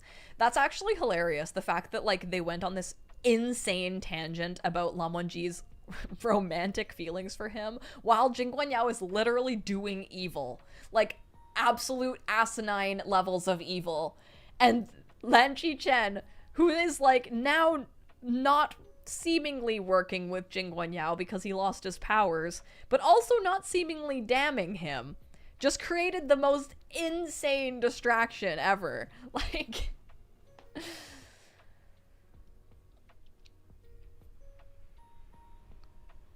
Wei Wuxian had just been thrown for a loop, too distracted to pay attention to his surroundings. It was no wonder he'd ended up in such a perilous predicament. CSL says, your guy does multitask really well, I'll give him that. Lan Zhan, don't! Wei Wuxian called. Don't back away! But Lan Wangji retreated 5 steps without hesitation. Oh my god. Excellent, Jing Guanyao said. Next, will you please put Bishan away? Lan Wangji immediately complied, sheathing Bishan with a shing. Wei Wuxian was furious. He gives you an inch and you take a mile! This is taking a mile? Jing Guanyao asked. If I tell Han Guanzhen to seal his own spiritual meridians next, what would you call that? Wei Wuxian sputtered angrily. You! Before he could say another word, a sharp pain stung his neck. It felt as though his flesh had been cut, accompanied by something wet rolling down the line of his throat. Lan Wangji turned deathly pale. How can he disobey me, Think for a moment, Wei Gongsa. I have his life strung between my fingers. The most romantic line of the book is spoken by Jing Guanyao? Oh my god! Oh my god, that's so romantic. Holy shit!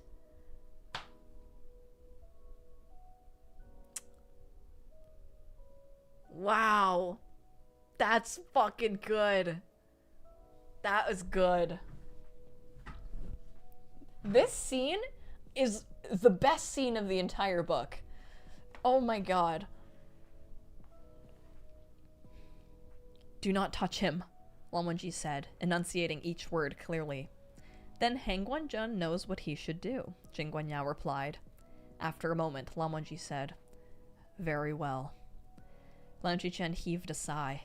Lan Wangji raised his hand and heavily struck his acupoints twice, sealing his own spiritual meridians. Jing Guanyao gave a light smile and murmured, honestly.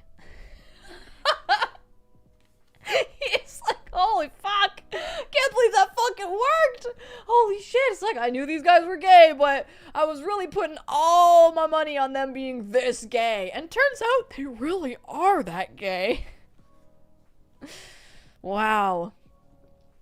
Lan Wangji glared at him, let him go. Suddenly Wei Wuxian cut in. Lan Zhan, I have something to say to you! Wait until later, Jing Guanyao said. No, it's urgent, Wei Wuxian insisted. Then you can say it as you are, Jing Guanyao said. Well, that was only an offhand statement. Realization dawned on Wei Wuxian. You're right, he said. Then he yelled with all the breath he could pull into his lungs. Lan Zhan! Lan Wangji, Han Guanzhun, I genuinely wanted to sleep with you earlier!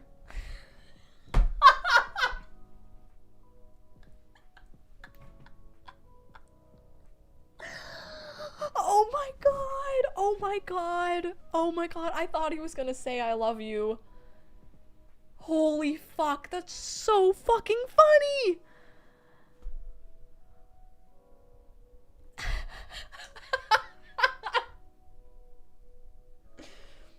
Dot, dot, dot, dot, dot, dot, dot, dot, dot.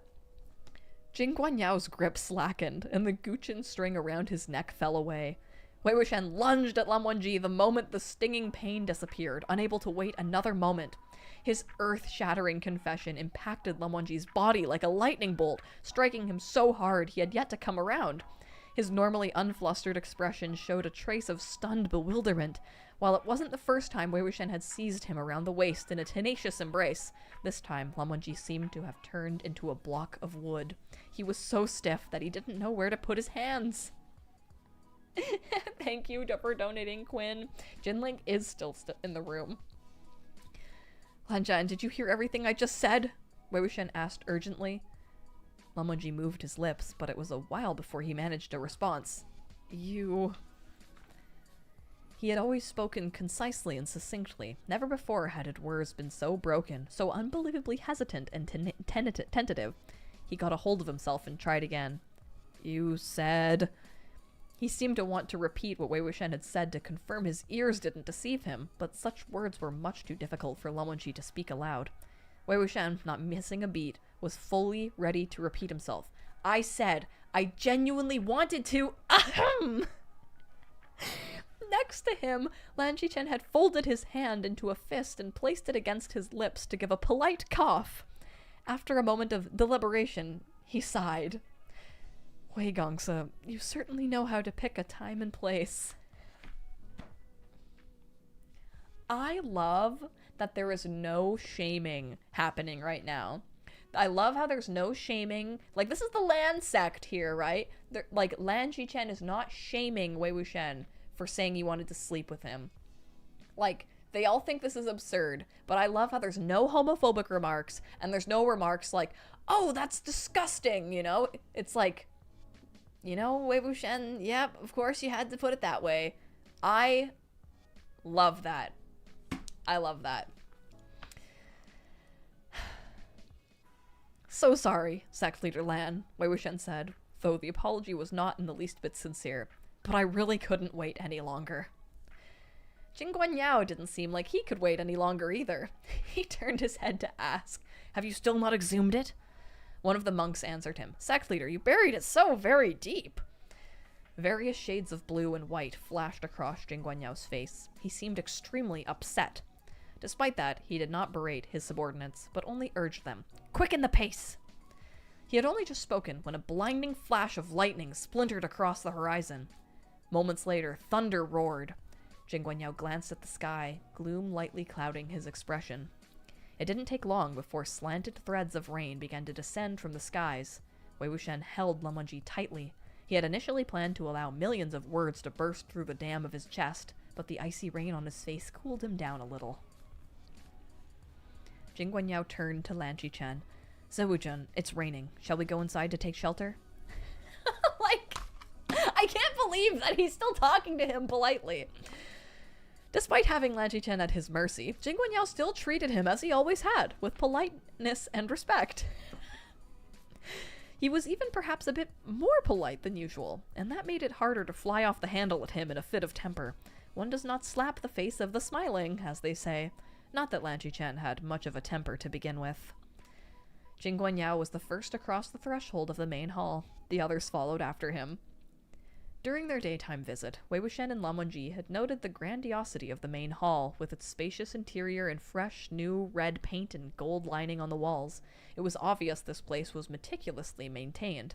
A group of cultivators and monks were digging behind the grand hall. They seemed to have been at it for some time, but had yet to unearth whatever Jing Guangyao had buried in the past. Wei Wuxian glanced up and was taken aback. Upon the divine altar, there stood a statue of Guanyin, the goddess of mercy. But in contrast to more common depictions of the idol, the statue's features and expression were crafted with less of a focus on compassion and benevolence, and more on delicate beauty. What really astonished him was that this particular Guanyin statue looked vaguely familiar. It resembled someone, specifically Jing Guangyao himself. Oh. Also, that means that Jing Guangyao is so beautiful. Tiercella, thank you for your donation. Thank you so much. The statue alone was fine, but the more one compared it to Jing Guangyao in the latter's presence, the clearer the similarities became. Indeed, it was too similar by half. Is Jing Guangyao such a narcissist? Wei Wuxian wondered. Was it not enough for him to preside over the cultivation world as the cultivation chief? Did he also feel the need to sculpt a divine statue in his own image for millions to prostrate themselves before and worship? Or is this some sort of wicked magic I don't know about? Sit, Lan Wangji's voice suddenly echoed next to his ear. Wei Wuxian was immediately pulled back to the present. Lan Wangji had brought over 4 prayer cushions, giving one to each Lan Qichen and Jinling, and keeping 2 for Wei Wuxian and himself. For some reason, Lan Qichen and Jinling set their cushions down far, far away from them, both keeping their gazes trained on something in the distance that only they could see. Wow! He's giving them some space. That's so funny. Jing Guangyao and his men had gone out back to check on the progress of the excavation. Wei Wuxian tugged Lan Wangji down to sit. Lan Wangji might still have been a little dazed, for he stumbled a bit at the tugging before steadying himself in his seat. As he tried to calm himself, Wei Wuxian stared at Lan Wangji's face. Lan Wangji's downcast gaze made it difficult to tell what he was feeling. Wei Wuxian knew what he'd said earlier, by itself, was probably not enough to make Lan Wangji believe him. He'd been enduring Ling Qi for so long, with his incredibly clueless, disreputable tormentor smiling all the while. Disbelief was the natural response. As he reflected on this, Wei Wuxian's chest tightened with heartache until he was trembling all over. He didn't dare think any deeper on the subject. In that moment, the only thing he knew was that he had to treat Lan Wangji with some stronger medicine. "Lan Zhan, look at me," he stammered, his voice still a bit taut. Lan Wangji complied. Wei Wuxian inhaled deeply, then began to quietly confess. "My memory is really bad. There's a lot from the past I don't remember, which includes that time at Nightless City. I don't remember a single thing that happened after that night." Lan Wangji's eyes slowly widened. Wei Wuxian seized Lan Wangji by the shoulders. But from now on, I'll remember everything you've said to me. Everything you've done. I won't forget a thing. ... You're especially wonderful. I like you, Wei Wuxian said. ... Or, in other words, I fancy you. I love you. I want you. I can't leave you. Whatever you. ...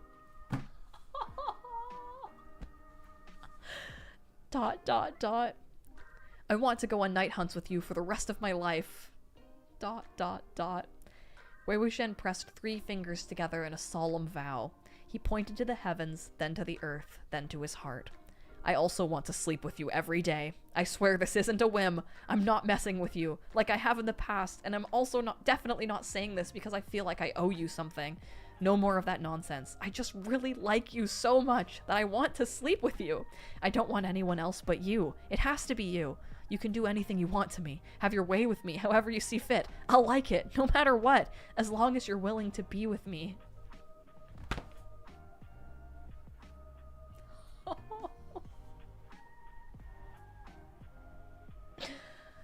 Oh my god. I really do love that Wei Wuxian made sure that there was no misunderstanding in this.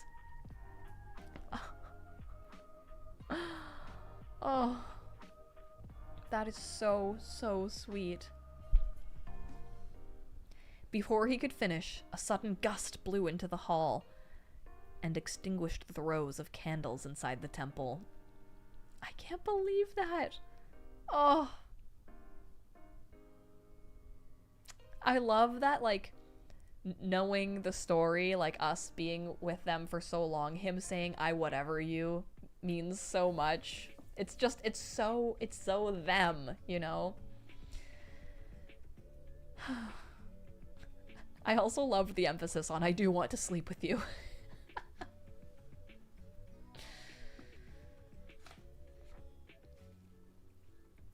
The drizzle had grown into a storm. While they weren't paying attention, and the long extinguished lanterns hanging outside swayed and knocked against each other in the whirling wind and rain, everything sank into darkness. Oh! Wei Wuxian couldn't speak another word. In the blackness, Lan Wangji had seized him and pulled him into a tight embrace that sealed his mouth against his chest. His breathing was frantic and uneven as he rasped next to Wei Wuxian's ear. Fancy you. Wei Wuxian returned the tight hug and exclaimed, Yes! I love you. I want you. Yes! Wei Wuxian cried loudly. I can't leave you. I don't want anyone else but you. It has to be you. Lan Wangji repeated what Wei Wuxian had said over and over, his voice and body shaking alike. Oh! Wei Wuxian thought he seemed on the verge of tears. With every repeated phrase, he tightened his arms around Wei Wuxian's waist. Though the constriction hurt, Wei Wuxian only's response was to embrace Lan Wangji's shoulders even more firmly. He was practically suffocating himself, but he was a glutton for the pain, hating only that he couldn't squeeze him any harder. He couldn't see a thing, but their chests were pressed so snugly together that there was no ignoring the beating of their hearts. Wei Wuxian could feel Lan Wangji's wildly pounding heartbeat perfectly, and the scalding heat that seemed ready to burst out of his chest. And, though it might have been his imagination, he felt a quiet teardrop fall on the nape of his neck. Oh my god. Oh my god. And he repeated him back all the things that he said.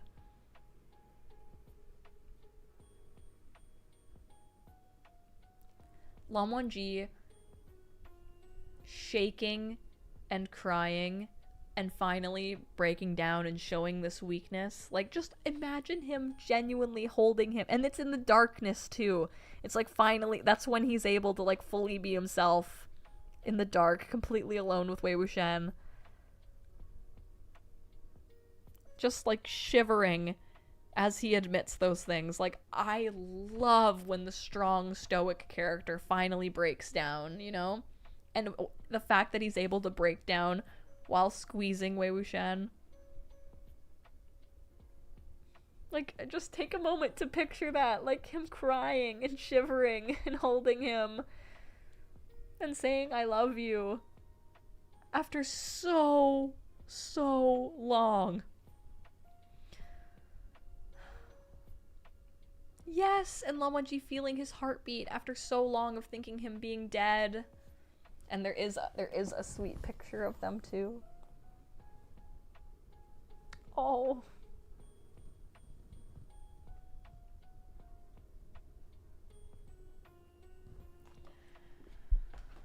Oh.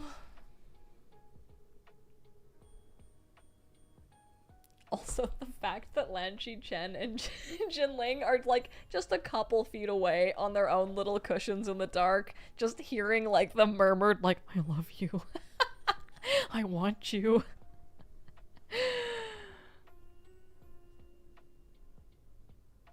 And I also love it has to be you. I really love that.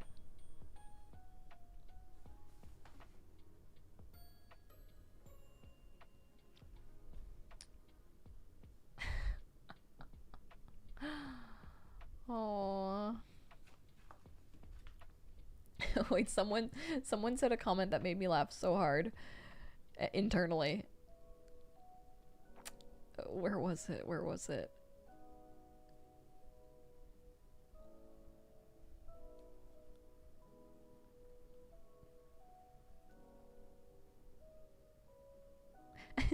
Amelia Pond.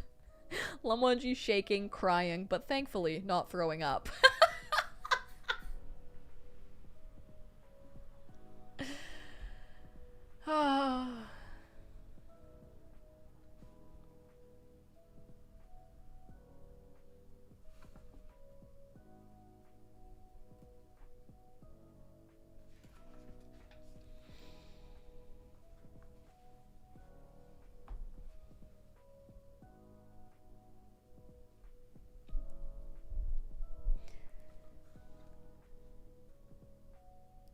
Okay, then what happens? Rapid footfalls echoed in the hall. Jing Guanyao had returned from the temple's rear grounds with several cultivators. 2 monks had to brace themselves against the force of the gale and expend all their strength to close the front doors and pull the heavy latch into place. Jing Guanyao took out a fire talisman and gently blew on it to ignite it, then used it to relight the red candles. The row of dim yellow flames was now the only light inside the lonely temple battered by the night rain. Suddenly, there were 2 brisk blows on the outside of the door. Someone was knocking. Everyone inside the temple reacted at once, their gazes drawn towards the entrance. The 2 monks, who had just closed the doors, tensed as though they were about to face a great enemy. They silently pointed their swords at the gates. Jing Guanyao, sounding composed, inquired, "Who is it?" "Sect leader, it's me!" someone answered from the other side. It was Su She's voice. Jing Guanyao made a gesture, and the 2 monks pulled at the door latch. Just me like, oh, just fucking Su She.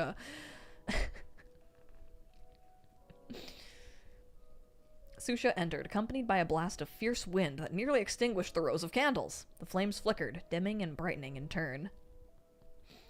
The 2 monks closed and locked the grand doors anew. Su She was drenched by the storm, grim-faced and frozen through the point. His lips were visibly purple. He had a sword gripped in one hand and dragged a person behind him with the other. Once inside, he was about to toss the man to the ground when he saw Wei Wuxian and Lamonji sitting on a pair of cushions in the corner, loath to draw apart from each other. He's just like, what the fuck? Su She had only just suffered a terrible loss at their hands. His face fell. He immediately brandished his sword and looked to Jing Guanyao, then calm as when he saw the man was at ease. Like nothing was the matter. Just look at Jing Guanyao and he's like, eh. Orion's Belt, I agree. Orion's Belt says, I definitely think Su She had a stupid little crush on Jing Guanyao. I agree. Because Jing Guanyao remembered his name, and Su She had been catching L's the entire book, and finally Jing Guanyao was like, I know who you are. And he was like, oh, really? I will be your little minion and do your bidding.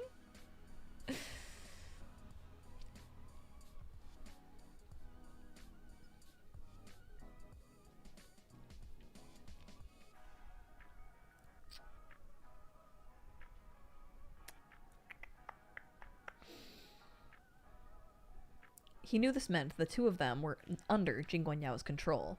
Oh, okay. So yeah, he looks over at Wang Xin and is like, what the fuck? And then Jing Guanyao's like, meh. And he's like, oh, okay, these guys are totally under Jing Guanyao's control. What's going on? Jing Guanyao questioned. I ran into him on the way, Su She explained. I thought he might be useful, so I captured him. Jing Guanyao approached and looked down. Did you hurt him? No, he fainted from terror, Su She stated as he threw their new captive on the floor. Don't be so rough, Min Shan, Jing Guanyao chided. He's easily frightened and can't withstand falls. Yes, sir. Susha immediately heeded his words, lifting the person he had just dropped so haphazardly and laying him carefully at Lan Chen's side. Who is it? Who can't withstand falls? Lan Chen's attention had been fixed on this person since the moment he arrived. When he brushed the man's wet, mused hair off his face, it was exactly who he'd suspected. Ni Huaisang. Oh my god. Oh my god. Qing Guanyao being like, this bitch frail. Be gentle with him. Oh my god. Him dragging in Ni Huaisang, being like, this bitch might be useful, and Qing Guanyao being like, this bitch is not useful. Also, oh my god, you're gonna break all his bones. Jesus.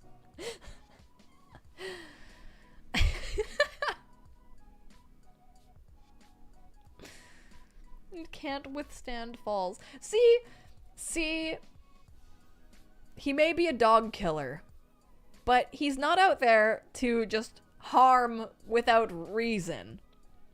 There's gotta be there's something there, you know? It's like he will harm for his plans, but he's not out to needlessly harm, right? He's sensitive. He has bird bones. They are hollow.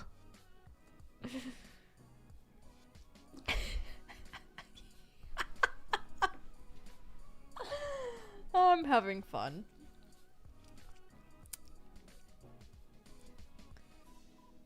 Okay, so Lan Chen gently is brushing his I know people ship Lan Chen and Zheng Cheng, so I was like, is this Zheng Cheng? There's no way Jing Guanyao would say he can't withstand falls. And then when it says Lan Chen like brushed his bangs out of his mused his face, I'm like, okay, that I could see people like shipping that, and it's like, oh, it's Ni Huaisang.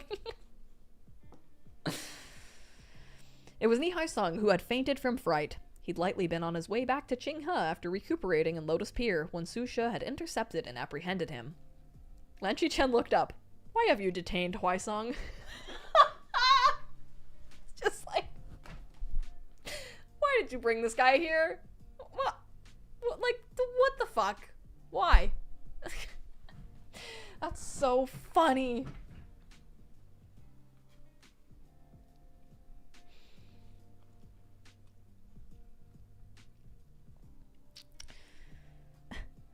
Having another family head here will make others more wary, Jing Guanyao replied. But please, rest assured, Arga. You know how I've always treated Huaisang in the past. When the time is right, I will free you both without harming a single hair on your heads. I like how Jing Guanyao's like, Susha, that actually was really fucking dumb of you.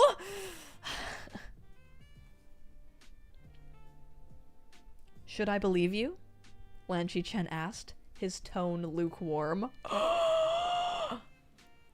It's your choice, I suppose, Jing Guanyao said.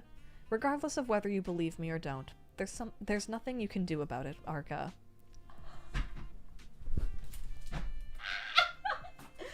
The fucking soap opera that is them right now is hilarious, and I'm eating this shit up. Oh my god. I can't believe that.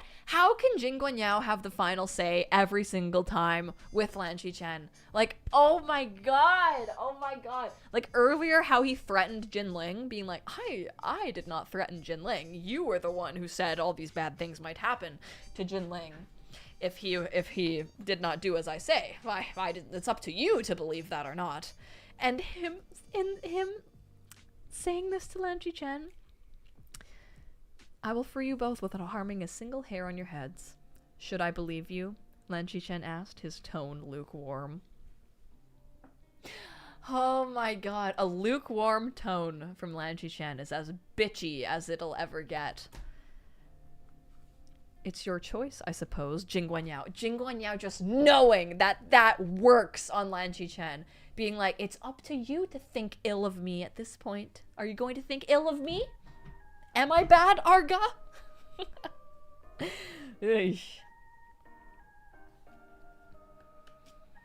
Regardless of whether you believe me or don't, there's nothing you can do about it, Arga.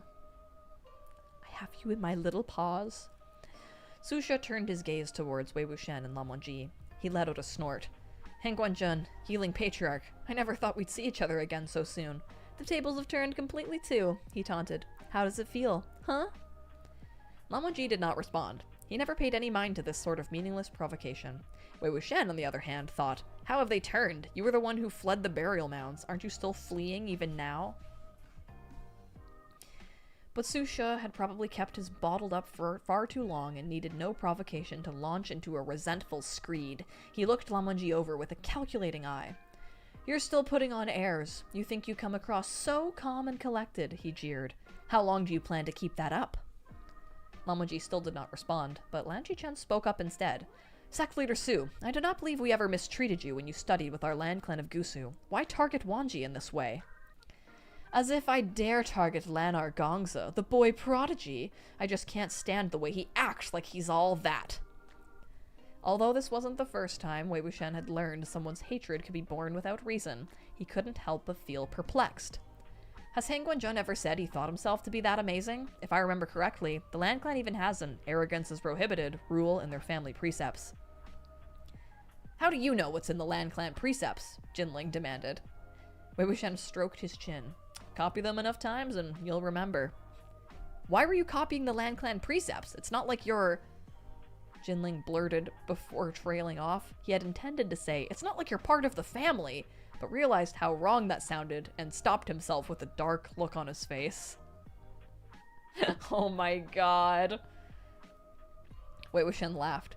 Was Sect Leader Su making assumptions simply because Han Guangjun has always worn that cold, stoic expression? He's not an asshole! He's just autistic!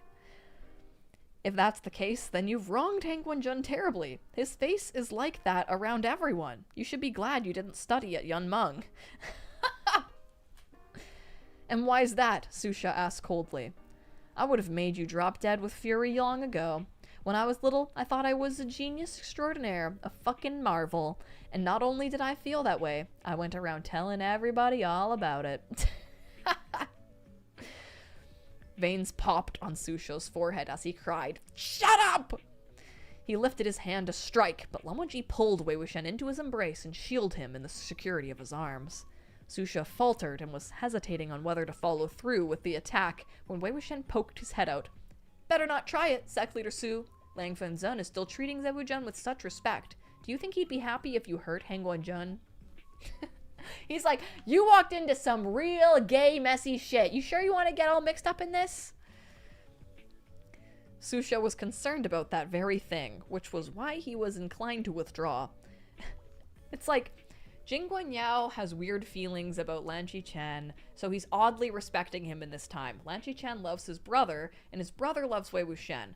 But Lan Qichen also has weird feelings about Jing Guanyao, and Su She also has weird feelings about Jing Guanyao, so everybody's like slightly respecting each other a little bit more than they should in the scene where there's literally the evil mastermind.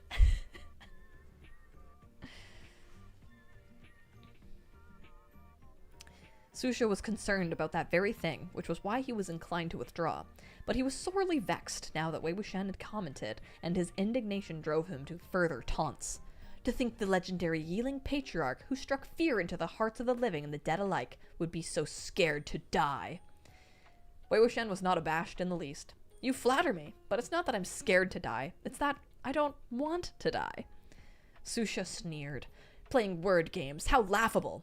Is there a difference between being scared to die and not wanting to die?" Nestled in the crook of Lan Wangji's arms, Wei Wuxian replied, "Of course there is. For example, I don't want to tear myself away from Lan Zhan right now. How is that the same as being scared of tearing myself away from Lan Zhan?" After a brief moment, he added, "Sorry, I take that back. Maybe those two things are pretty much the same." Oh my god. Su She's face was turning red with rage. Infuriating him was precisely what Wei Wuxian was trying to do. Just then, there suddenly came a very soft laugh from above him. It was the Phantom of the Opera. It was so soft that almost everyone present thought they'd misheard. But when Wei Wuxian's head shot up, he confirmed what he'd heard was real. He spotted a tiny smile at the corner of Lan Wangji's lips. like a ray of sunlight reflecting off snow. It had yet to fade away. Oh my god, he fucking laughed! Now that all is said and done, Lan Wangji's heart is a little more carefree, and he fucking laughed.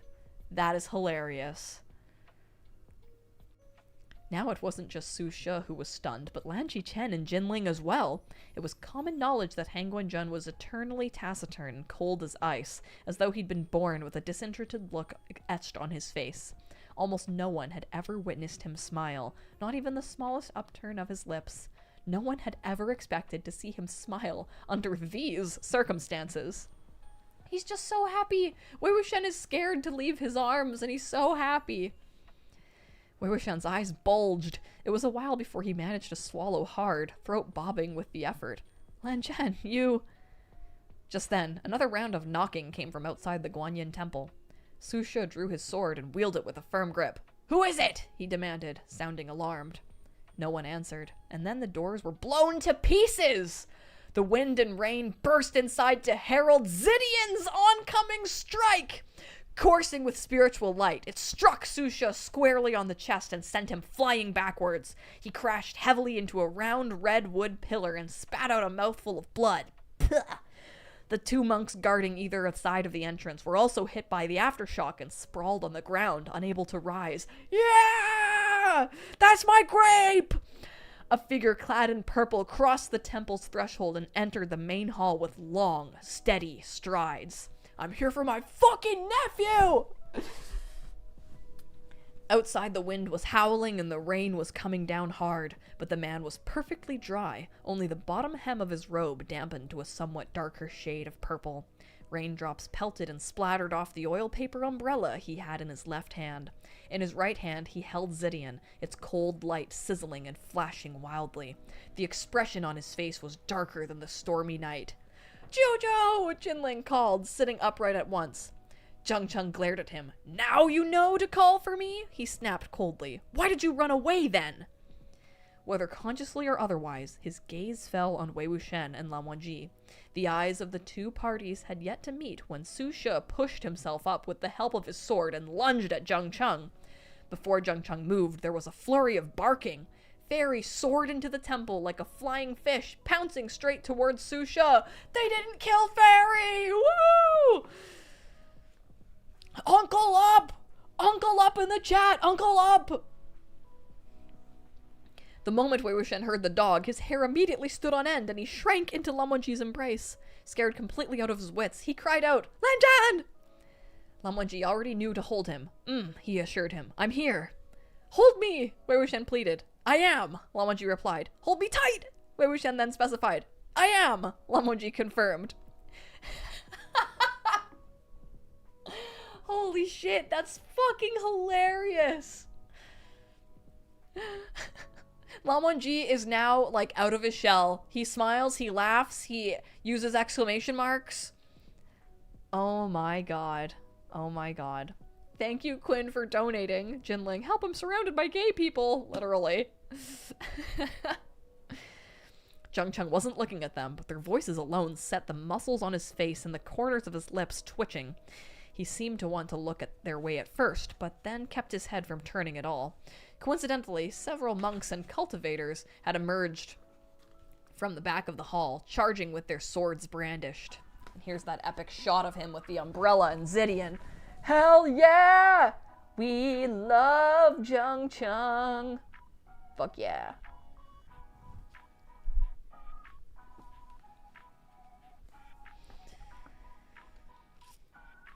Snorting, Zhang Cheng lashed a dazzling purple arc with the swing of his hand, sending everyone it hit flying through the air. The oil paper umbrella remained perfectly steady in his left hand all the while.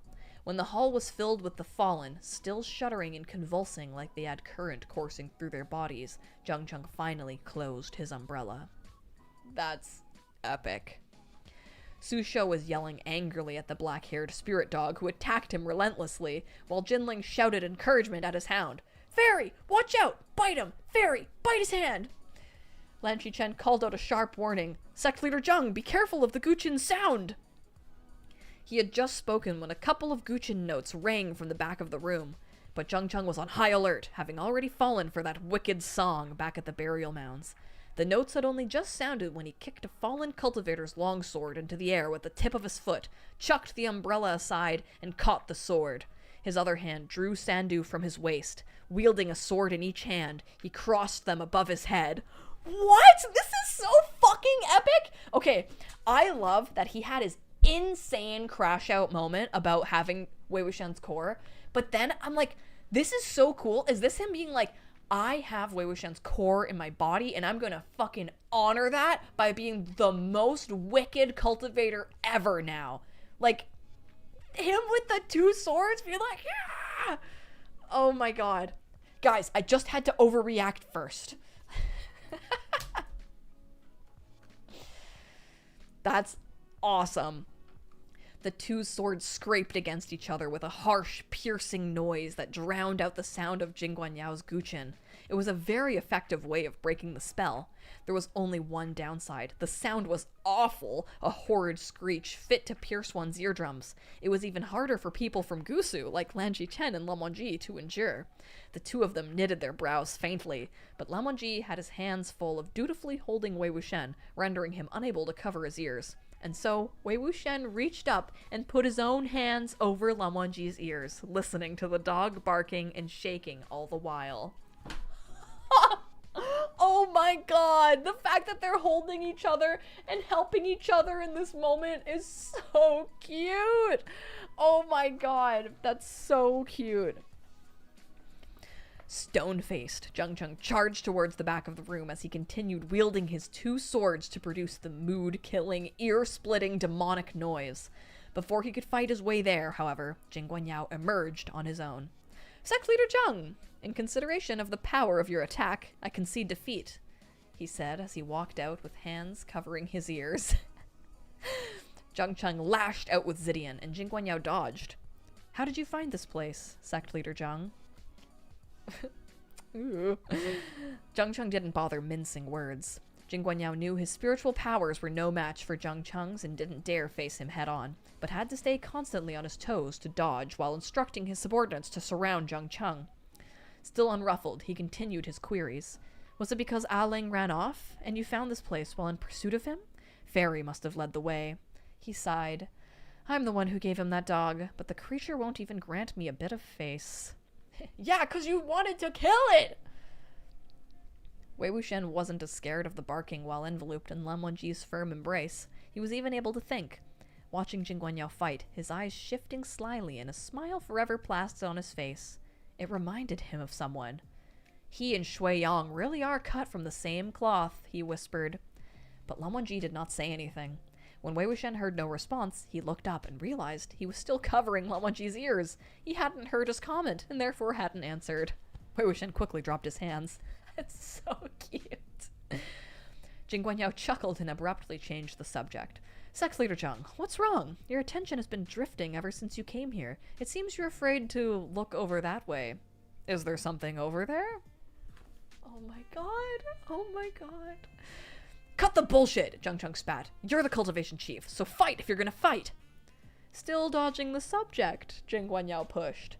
There's nothing over there except your Xishang. Did you really find this place by following A Ling? How else? Who else would I be searching for? Zheng Cheng barked.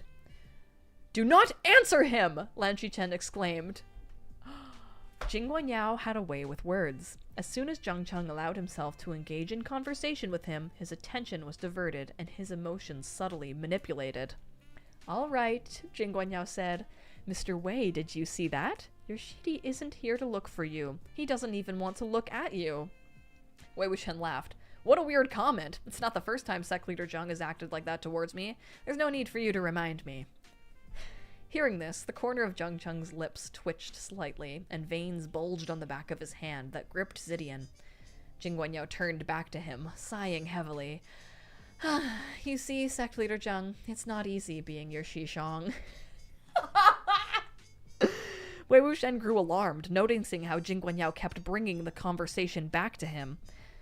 Sect Leader Jin, is it not even harder being your sworn brother? Zheng Cheng retorted. Completely ignoring whether or not Zheng Cheng was listening, Jing Guanyao continued to speak. Sect Leader Zheng, I heard you caused a huge ruckus at Lotus Pier yesterday, completely out of the blue. You were running around with a sword that used to belong to the Yiling Patriarch, demanding everyone you encountered to try and draw it from its sheath. Oh my god.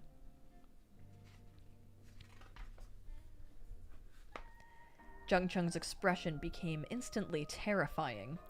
Wei Wuxian suddenly sat up from Lan Wangji's arms, his heart lurching. My sword? Is he talking about Sui Bian? Didn't I toss Sui Bian over to Wen Ning? No, it's true, I didn't see him holding it yesterday. How did it end up in Zheng Cheng's hands? Why was Zheng Cheng making other people draw it? Has he drawn it himself?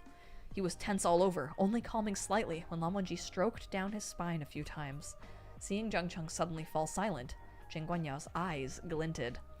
I also heard that while no one could draw the sword, you were able to do so. How very curious indeed.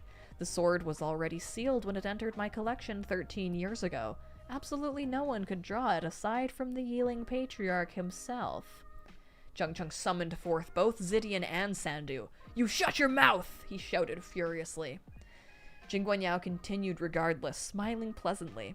And so, I was reminded of how wayward and frivolous Wei Gongzi was in the past, never bringing his sword along, no matter where he went. He had a different excuse each time, and I always thought it strange. What do you think? What exactly are you trying to say? Zheng Cheng growled. Jing Guanyao raised his voice. How absolutely incredible you are, Sect Leader Zheng. The youngest family head, the one who re-established the Zheng clan of Yunmeng by his own power alone. I am in awe, but I seem to remember you were never able to beat Mr. Wei in anything. Might I also ask how you were able to make such a comeback after the Sunshot campaign? Did you perhaps consume some sort of golden core restorative pill? The words golden core were enunciated exceedingly clearly and cuttingly. Zheng Cheng's face contorted, and Zidian emitted a dangerously blinding light. In his state of turmoil, his movements presented an opening. Jing Guanyao, who had been waiting for this chance, whipped out the Guqin string he had on hand. Zheng Cheng immediately snapped out of it and met the strike, Zidian and the Guqin string tangling together.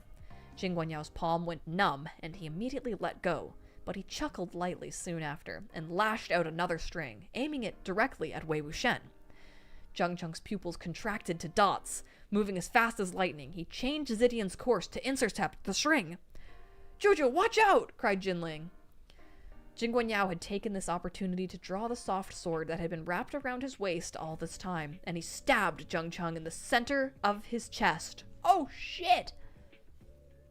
Steely-faced, Zheng Cheng pressed his hand to his chest as blood poured between his fingers and rapidly formed a purplish-black blotch on his robes.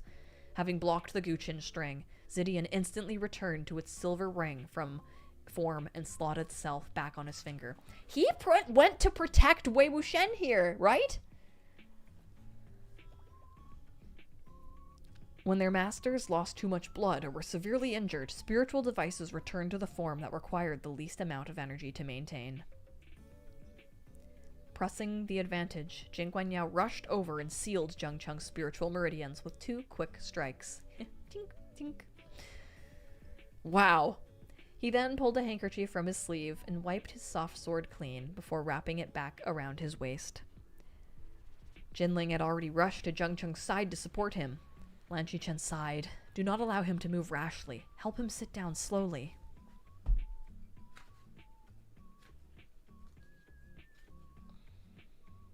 Okay. We've got a couple pages left. I think I have to stop here because I've got to go for dinner. But we will resume tomorrow at 4 p.m.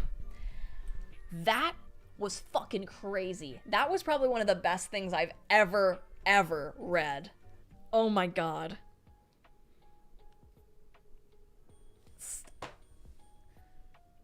There's so many things to think about in this scene. And man, everyone knows I like Jing Guanyao. Why do I like Jing Guanyao? He is written so good. This scene is fucking hilarious.